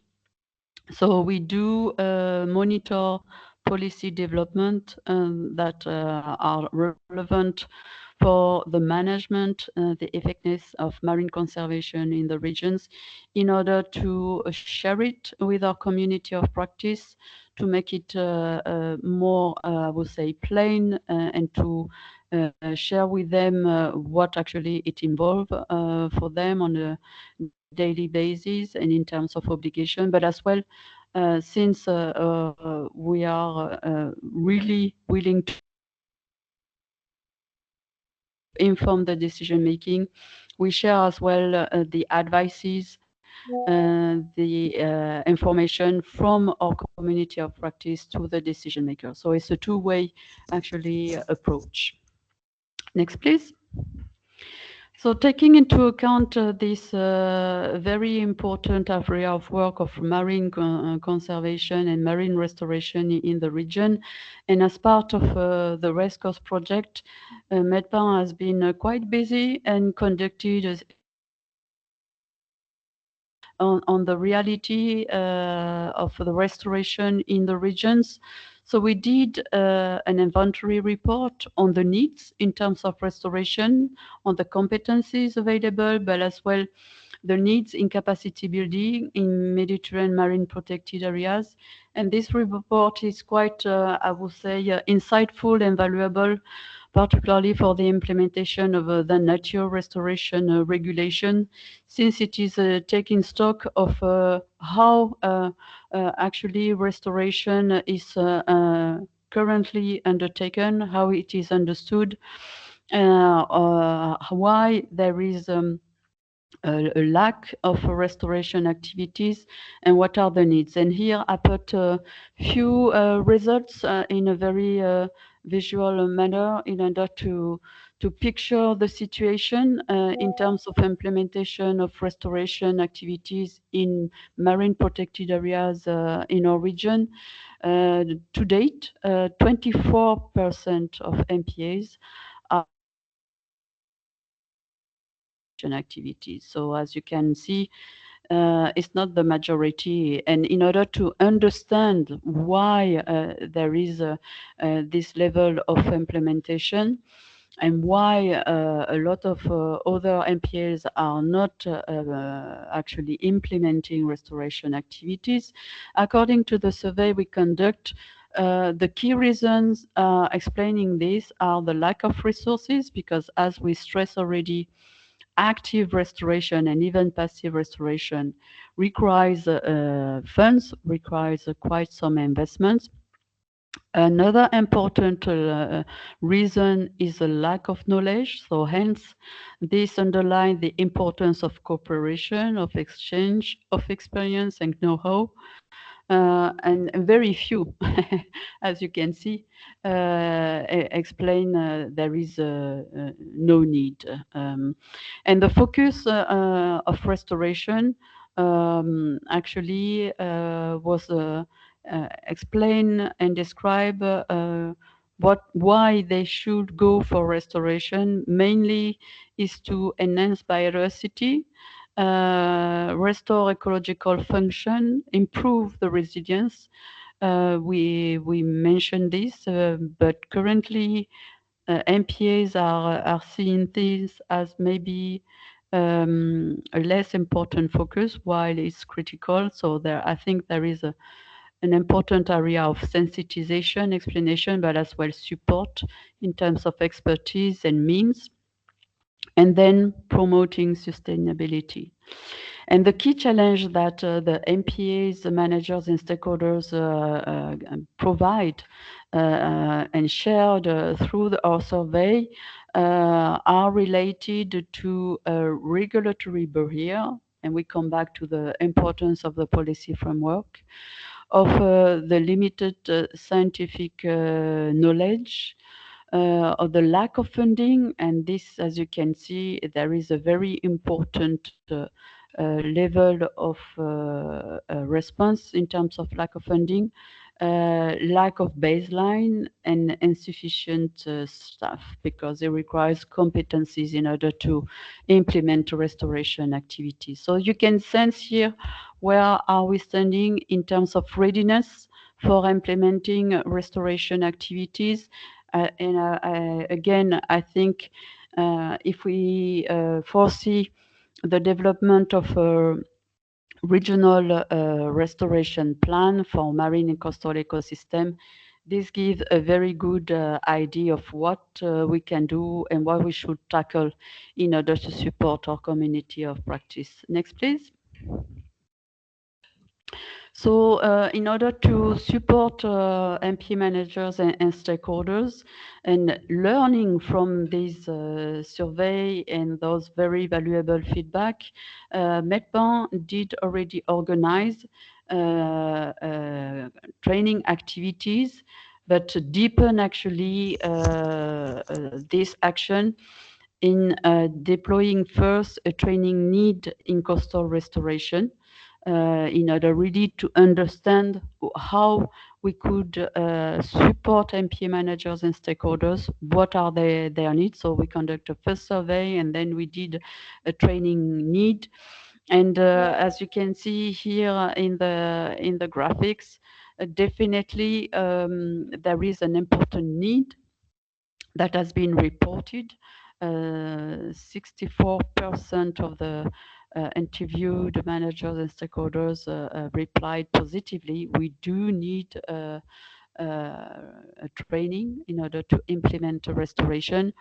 And regarding what should be the area to be addressed, you can see here in the lower graph the different area of work, and the most important is related to habitat or species. So again, to support the implementation of the nature restoration regulation and to develop the plan, the national and the local one, and hopefully the regional one, this is a critical information. They do need actually tangible and technical training on how to restore some habitats and species. And here, the talks and the presentation from our colleagues at the very beginning were very insightful.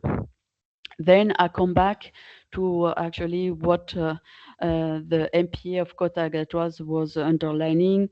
The second area is regarding planning and design of restoration activities. They do need to understand how to develop a restoration plan and how to design restoration activities.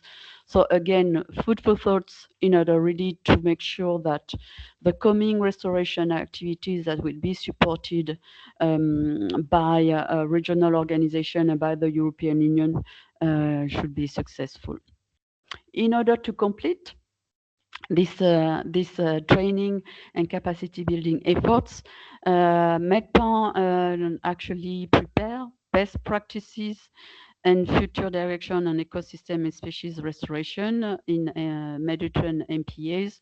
So this document compile a good testimony, good best practices in order to provide a first load of good experiences to be shared within our community of practice. And in order to make this even more concrete and complete, we organize, thanks to the support of the European Rescos project, a first training end of last year in the south of Spain, in order to have several days, quite busy days with MPAs managers in order to discuss about actually from a technical point of view what it means and from a scientific point of view what it means to undertake marine and coastal restoration. Next, please.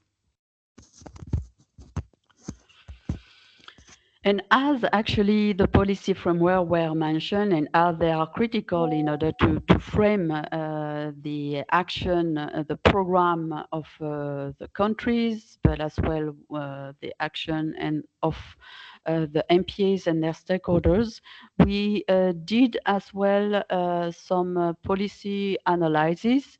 And the first one was actually, and it was nicely mentioned by Madalena, to explain what the nature restoration regulation means for our MPAs managers.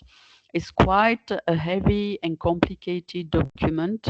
So we wanted to make sure that we could digest it for our members and partners, and to explain what are the key obligations, what are the key deadlines, so that these documents is more accessible for the marine conservation practitioners. And to complete this user-friendly note, we prepared as well a frequent asked question in order to address the key first question that we heard from our community regarding this very important policy development that is the European Nature Restoration Regulation. As you could see on the graphic on the left side, actually the level of knowledge regarding this EU Nature Restoration Regulation is not so important. So this is why we wanted actually to make sure that our community is not only aware of, but really understand what this regulation implies. Next one. And I think I will come to the nice invitation from Chris. In addition to our activities through the Rescos project, we are MEDPAN, we are part of the consortium of the Mediterranean biodiversity and the RESCOM project that is aiming to reinforce the resilience of ecosystem in the Med. And what is quite interesting through this RESCOM project is not to target or focus on one habitat or ecosystem, but actually is stressing, underlining the critical importance to see how linked or intertwined can be those habitats and ecosystem.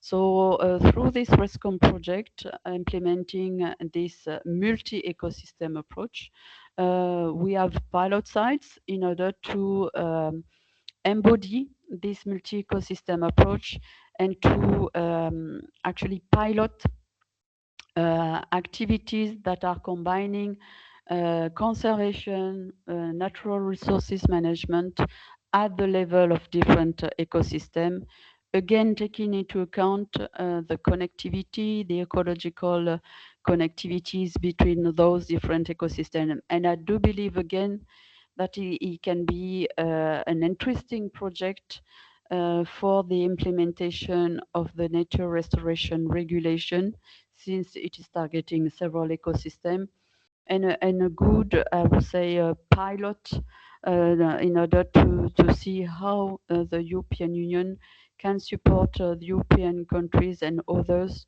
to deploy, I would say, in a more effective manner and successful manner, this multi-ecosystem approach. Next one.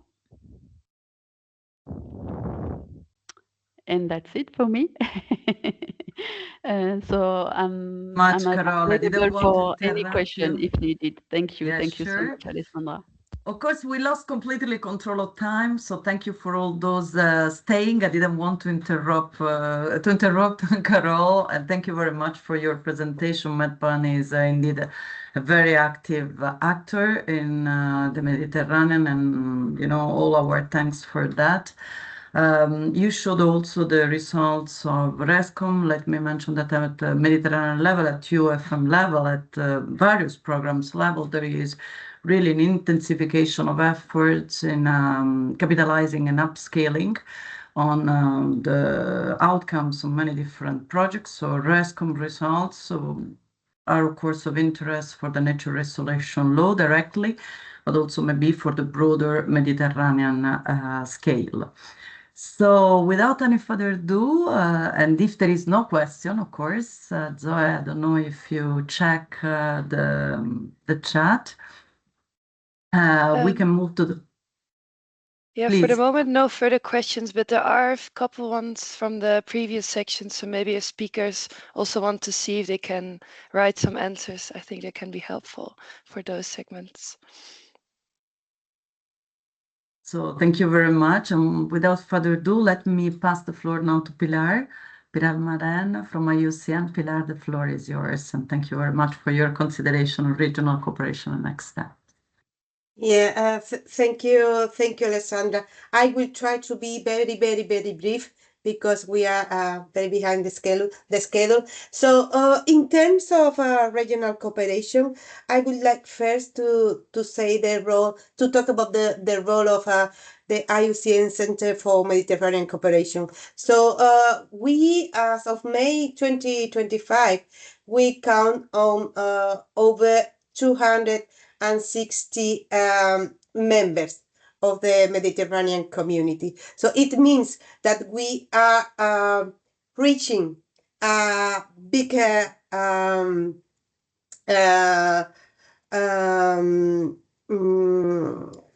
to say, a bigger scope of the Mediterranean as stakeholders. So in terms of state members or governments or agencies or NGOs or any other affiliates. So yeah, the restoring ecosystems is also a key of the commitments from the IUCN Center for Mediterranean Cooperation, among many other topics like bridging science and policy and action to protect biodiversity.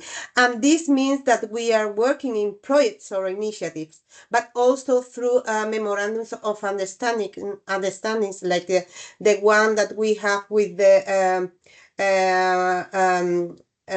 Regional Activity Center for the especially protected areas to support the implementation of the Kunming-Montreal Global Biodiversity Framework, the post-SADBio strategy, the strategy for MPAs, different action plans for endangered species, but also specifically for habitats and species restoration, and also a last item related to capacity building and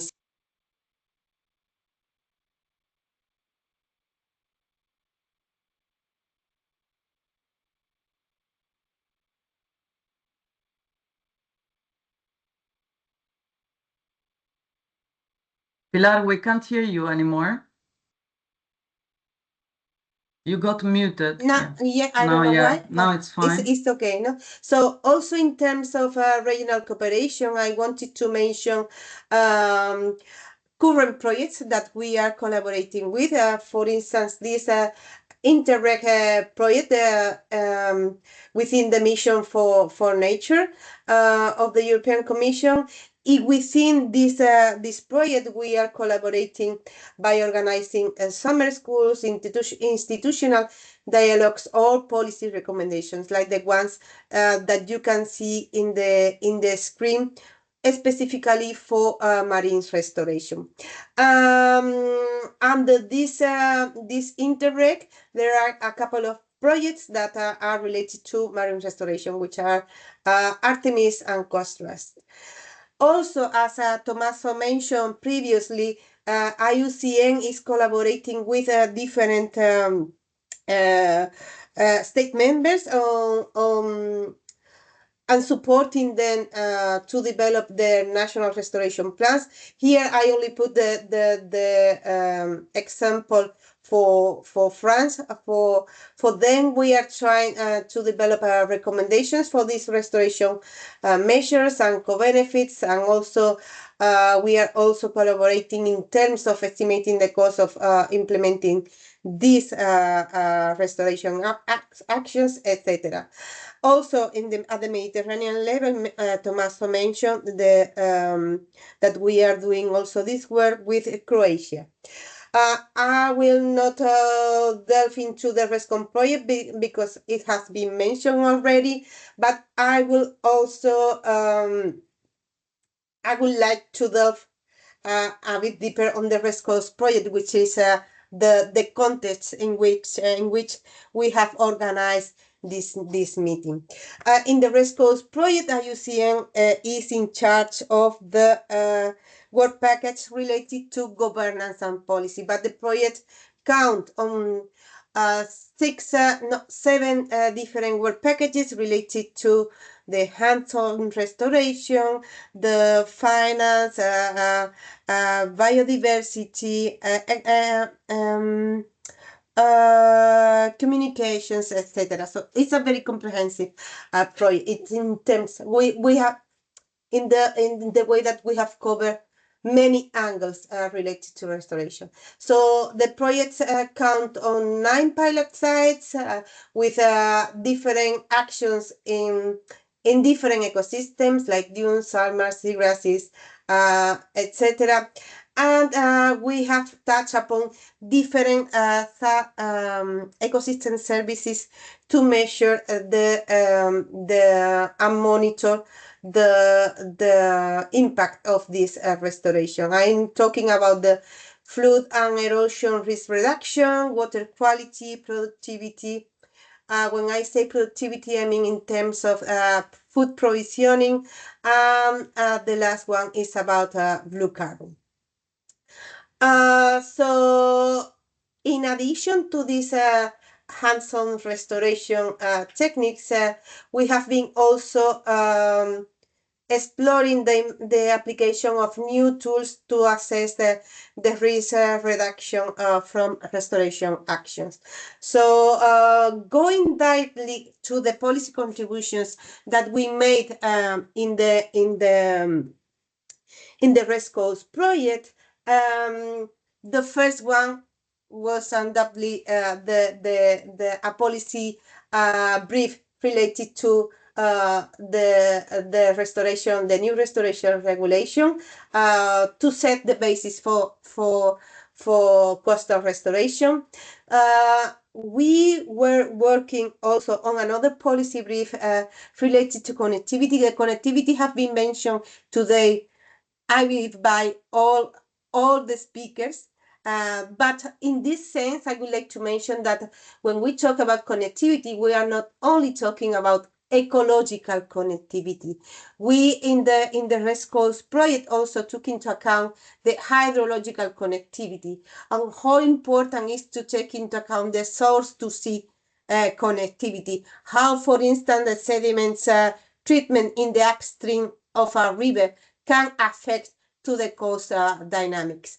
And the last one that I wanted to mention, and I believe that it is very important in the context of the climate change in the Mediterranean, is this policy brief related to the opportunities for the nationally determined contributions in terms of fit the process of the Paris Agreement, considering the restoration. So under this work, we made an analysis of different documents, let's say the national determined contributions already submitted to the United Nations, and also the national energy and climate plans, for instance. And what we discovered is that the ecosystems in general are acknowledged in those documents for mitigation and adaptation measures. But when you look at the coastal ecosystem, in some way they are not considered at all. So you can see that these coastal ecosystems mean a big opportunity to as an entry point to the NDC cycle. What else? In terms of the one of the specific deliverables that we made for the RESCOS project, and this is in a kind of advance because the final document is not approved yet by the European Commission and our officers and reviewers. We made an analysis to report on country-specific recommendations. So this analysis took into account the pilot level context and also the national level overview. So when I say at the pilot level, we took into account the different restoration actions, the national policies relevant for these actions in the pilot site, and we also assessed the different challenges and needs at a pilot level.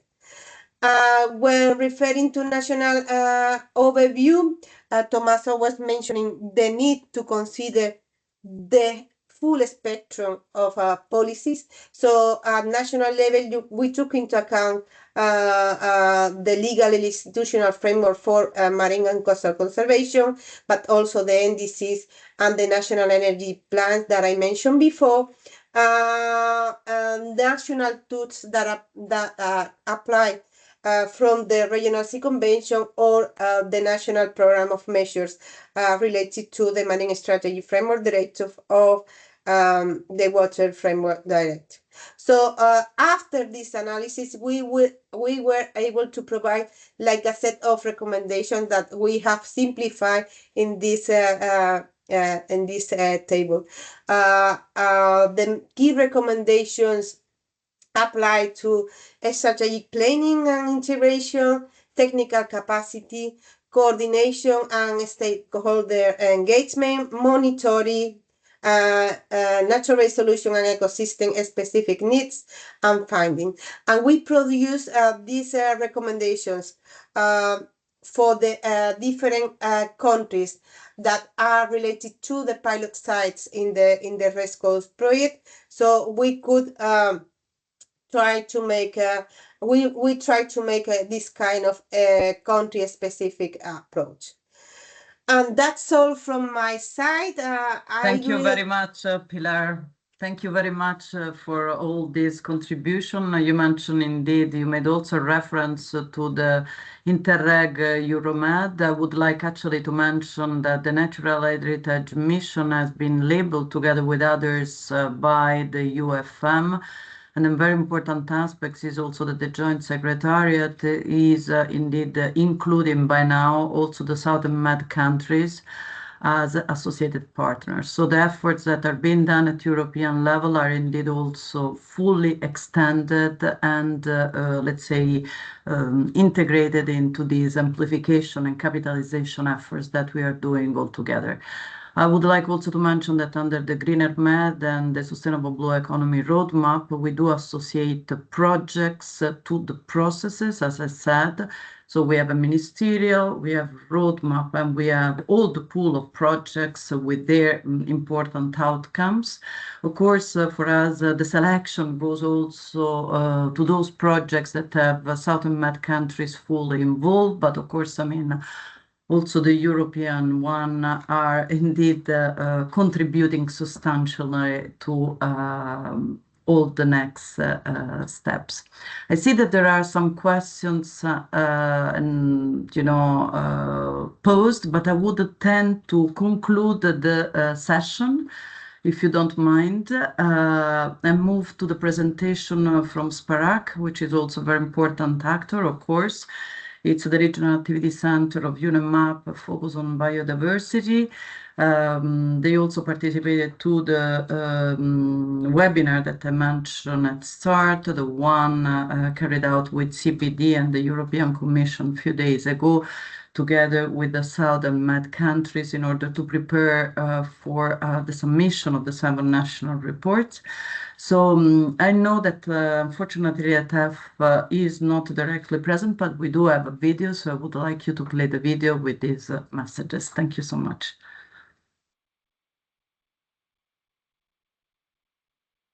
Bonjour,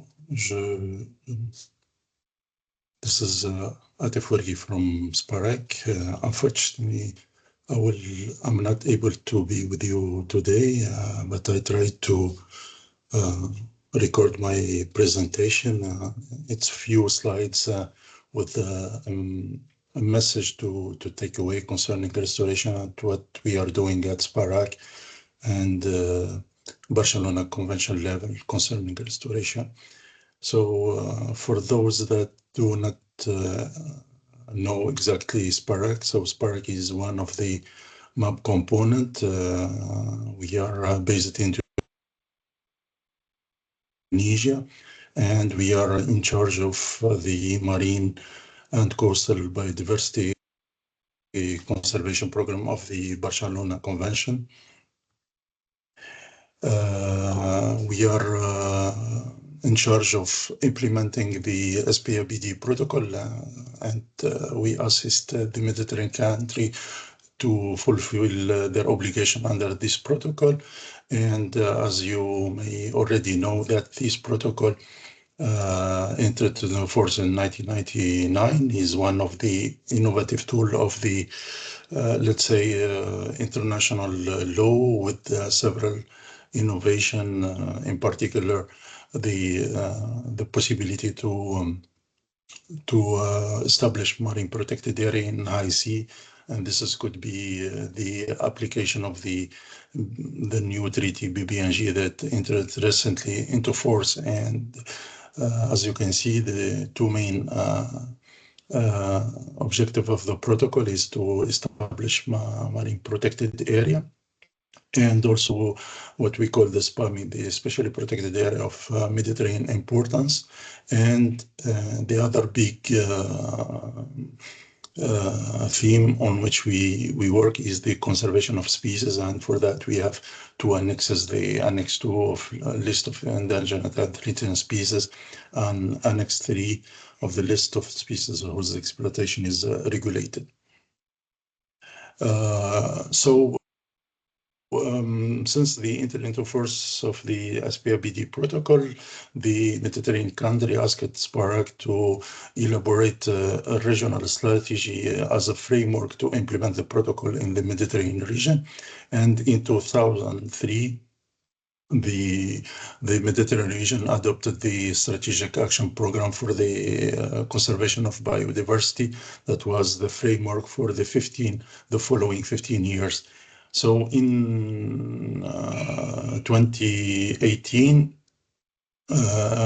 SPARAC was entrusted to evaluate the implementation of SABAYO and to draw a new strategy taking into account all the international agreement, and we conducted bottom-up approach, going from the identification of national priority to sub-regional priority, and then to draw the post-2020 SABAYO that was adopted by the COP22 in Antalya as a Mediterranean action-oriented marine and coastal biodiversity conservation policy, aiming at contributing to the achievement and governmental statute, and also to implement the Sustainable Development Goal and the CBD post-2020 Global Biodiversity Framework through the optic of the Mediterranean context.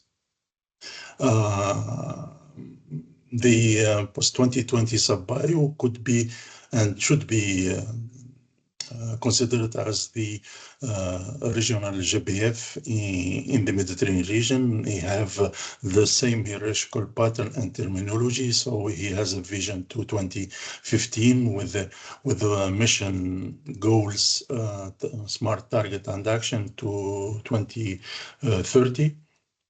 And the target are, as I said, smart, translated into in the ground by 42 action, and I will show you the structure in detail. So the vision of the post-2020 SABAYO is to value marine and coastal biodiversity by 2015. This biodiversity should be conserved, restored, and wisely used, maintaining ecosystem service, sustaining a healthy Mediterranean sea and coast, and delivering benefit essential for all people. And here you see that the marine and coastal biodiversity is not only valued, conserved, but also restored. And for the first time,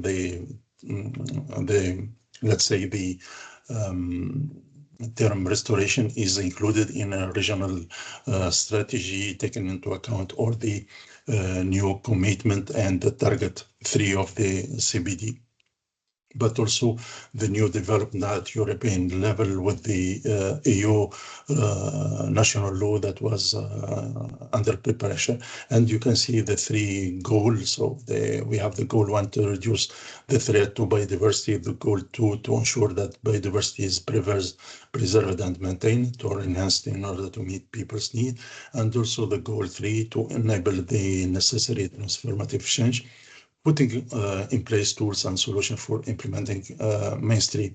And you have the different topic of under these 3 goals. So as I said, we have a vision, a goal, and also smart target. And there is a specific target concerning restoration. And restoration is, let's say, indicated in 2 targets. The first one is dedicated to restoration, that by 2027, we should develop full inventory of ecosystem with the highest ecological relevance and or regeneration, so that by 2030, we complete the restoration of most of those select. And to this end, SPARAC undertook several activity, and I will talk about them later. So this is, as I said, is an implementation of the target 3 of the global biodiversity framework, but also is an implementation or a complement to the European new law on restoration. But also restoration is indicated in the target concerning climate change, as you can see. So the targets are declined in action, with each action has several phases, and SPARAC has to evaluate their implementation. So we have already an evaluation for the implementation, let's say the collective implementation of the post-2020 SAPAYO by SPARAC, the partner, and the country based on the startup activity, and we are preparing the evaluation for 2027. So for each target, as you can see, or a group of target, there is a specific action that should be undertaken, and it was identified through the bottom-up approach. So in this case, for example, we have the species recovery, and the activity is to develop a recovery plan and implement emergency action for endangered and threatened species or continued survival depend on such action, including their habitat. So the country should prepare a recovery plan, and by 2027 they should have developed the recovery plan and emergency plan and start implement them. And for 2030, all Mediterranean countries are asked to implement the recovery plan as appropriate for the threatened and endangered species as relevant and depending on the context of the country. And in this context, SPARAC has elaborated the guideline to how to elaborate guidelines for the how to elaborate recovery plan and emergency action. And the document was presented in various governing meeting. And the plan for 2027 26-27 is to assist 2 Mediterranean countries to do their recovery plan, and this is one of the activity that SPARAC is also using to develop a common approach to take into consideration at the same time the let's say the global commitment, the EU nature law, and the target and the expected result of 2027. And we will organize in February 2027 a big workshop to discuss this common approach that should help the Mediterranean country, whether they are Mediterranean or Mediterranean, let's say, member of the European Union or non-European, to have a common approach concerning restoration in general. So just at the end, the message for taking away is that the SPLBD protocol provides the regional framework for the conservation and sustainable use of biological diversity in the Mediterranean. The two approach, active and passive restoration, are taken into account in the post-2020 SAPAYO. We are in the phase to prepare comprehensive inventory of ecosystem with the highest ecological relevance to be restored by 2030, but also we are working on reducing anthropogenic pressure on habitat and species protected through recovery plan and emergency action protected by the SPLBD protocol. And thank you. And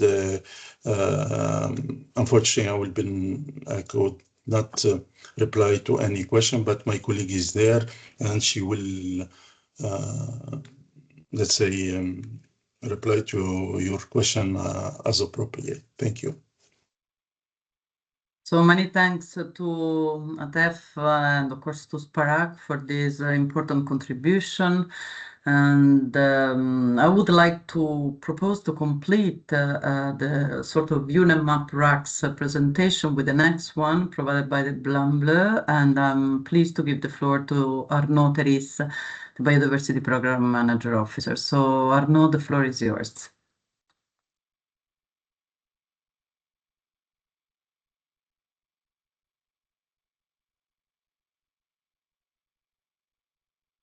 Arnaud, please. The slides? No. We can't hear you. You are muted. So can somebody help Arnaud to get unmuted?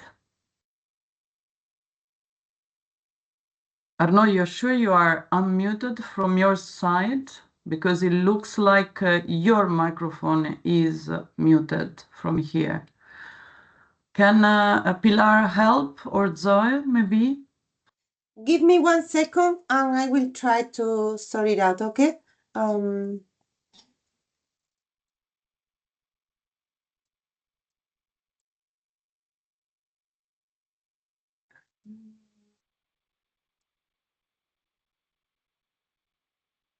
Okay, thank you very much. Now, Yeah. can you? Apologies for Okay, this. no worries. Thank you very much, and thank you, Alessandra, for passing the floor. Good afternoon, everyone. So I'll be very quick. My presentation will quickly focus on two aspects: the importance of a regional observatory for sustainable development, and I will focus on the Artemis project, which is restoring Posidonia oceanica, degraded sites in the Mediterranean. So first of all, a quick overview of where we are. We're based in Marseille, France, and one of the 7 regional activity centers of the UNEP-MAP system under the Barcelona Convention. We mainly focus on sustainable development and the relationship with environment, supporting contracting parties through thematic studies and analysis that support their national strategies and implementation of environmental measures. Next slides, please. Well, one of our core mandates is observing the state of the environment and development in the region for the contracting parties, and we do so by monitoring the Mediterranean Strategy for Sustainable Development implementation through its 28 indicators. And we've recently published 10 core indicators that can provide information to assess the level of development and the relationship and intricacies with environmental protection. And this tool also allows for decision support to Mediterranean parties, national authorities, and even very local level, especially on conservation of habitats and species, as well as guiding prioritization for restoration. We can move to the next slide. When it comes to thematic analysis for ecosystem restoration, we have been working on several different products and projects with regional partners. The one on the left was carried out in partnership with Tour du Vala and the Mediterranean Wetlands Observatory that Chris presented before, where we inserted the data from the Mediterranean Wetlands Outlook into MAPEX, the cartographic component of the World Environment Situation Room, which is managed by UNEP Grid in Geneva. And this is the cartographic component for the Mediterranean that is managed by Plan Bleu. And here you can see the potential wetland areas, which are linked to what Chris was saying, that there is 88,000 square kilometers of wetlands that could potentially be restored with low efforts. So this kind of visualization tool can support decision makers in guiding restoration and in driving restoration in coastal ecosystems. But here on the right, you see also the potential to see the marine and terrestrial protected areas. And we can also show specific issues to guide conservation measures at very local level. For example, showing where we have species of international importance that are protected by conventions, occurrence, and where they overlap with the MPAs or not. This can also support countries in developing and strengthening the MPA network. Next slide, please. And as for the Artemis project, we're currently in the final phase of the project, driving restoration in 4 pilot sites. We're 10 partners. We are doing active restoration, but at the same time implementing restoration measures that can be labeled as passive, which are mainly management measures. After removing the pressures in some sites, we assess the baseline ecosystem services that we have selected for the project. And here in Artemis, we're focusing on two ecosystem services, blue carbon and biodiversity, through the assessment of the ecological condition of the sites through the ecosystem-based quality index, and then the biodiversity is assessed through the Shannon index to then use these values. And I will tell you at the next slide what we're doing in terms of finance. So we can move to the next slide. Well, the project is currently assessing the potential development of nature credits or payment for ecosystem services schemes based on the pilot site's ecosystem services baseline assessments that we have completed, and plans are to test them at local level in those 4 pilot sites. Those tests or nature credits will be developed based on the blue carbon and biodiversity values that we have collected during fieldwork. And the idea is that we use also the outputs and the results of the project to develop a number of products that will be useful for restoration practitioners, decision makers, scientists, but also we have a strong focus on corporates and companies at the moment, because we want to launch these payment for ecosystem services or nature credits agreements, and to start developing a market for that, to then support the restoration of and conservation of seagrass ecosystems through the funding of the project. So Artemis aims to secure funding for additional restoration, and we are putting everything into an action plan that we're going to start developing. This action plan will focus on the upscaling. It will take into account the results of the project. It will provide operational steps for the sub-bio that Atef just presented.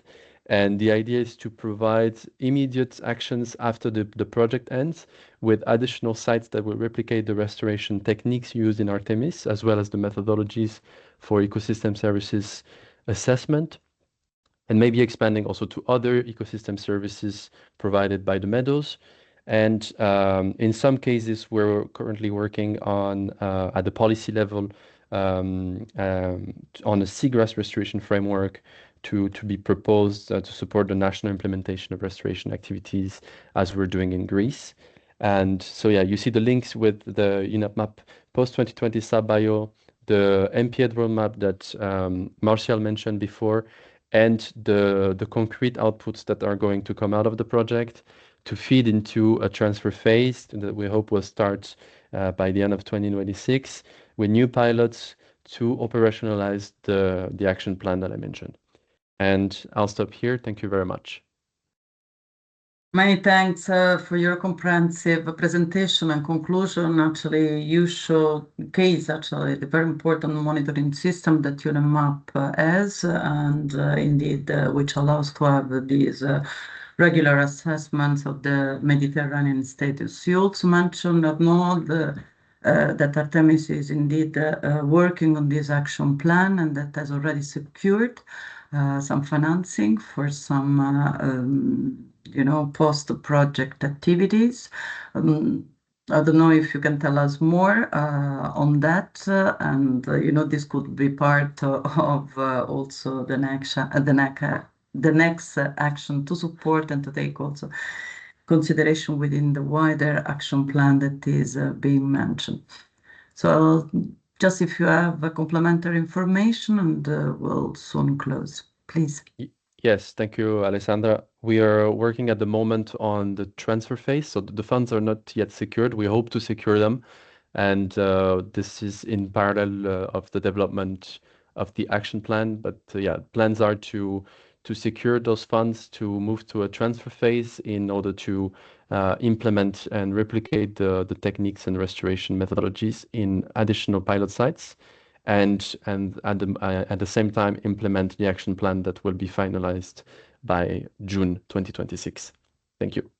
Thank you very much, Arnaud, and thank you very much to everybody. It has been extremely enriching. I mean, as you see, it took definitely much longer than initially expected, but we stayed with a consistent number of participants all over the webinar, and we still are a big group here for the conclusion. I will be very short. I mean, the message passed are very clear. We are indeed the joining forces as Mediterranean partner, as Mediterranean community, towards a possible action plan and roadmap on coastal and marine restoration.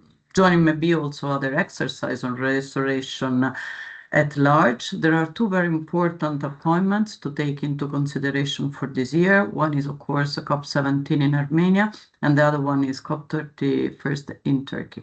So COP Biodiversity and COP Climate. These, of course, among others, offer opportunities to showcase the Mediterranean, who has been a model and front runner of many environmental, green and blue economy issues over time.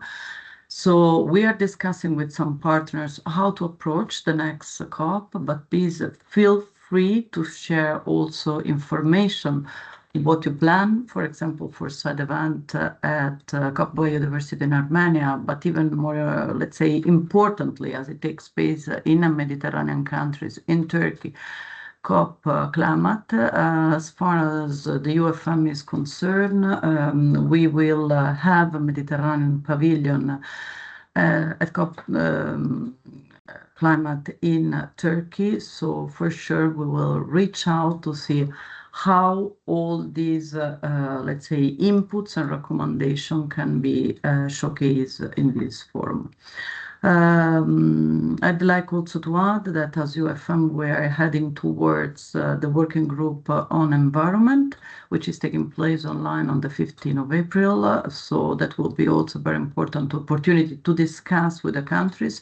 And for sure, you know, all the inputs received from today will directly end up there, as well as the UFM Sustainable Blue Economy regional platform on the 21st and 22nd of April here in Barcelona. These will be two very important opportunities to integrate what was discussed.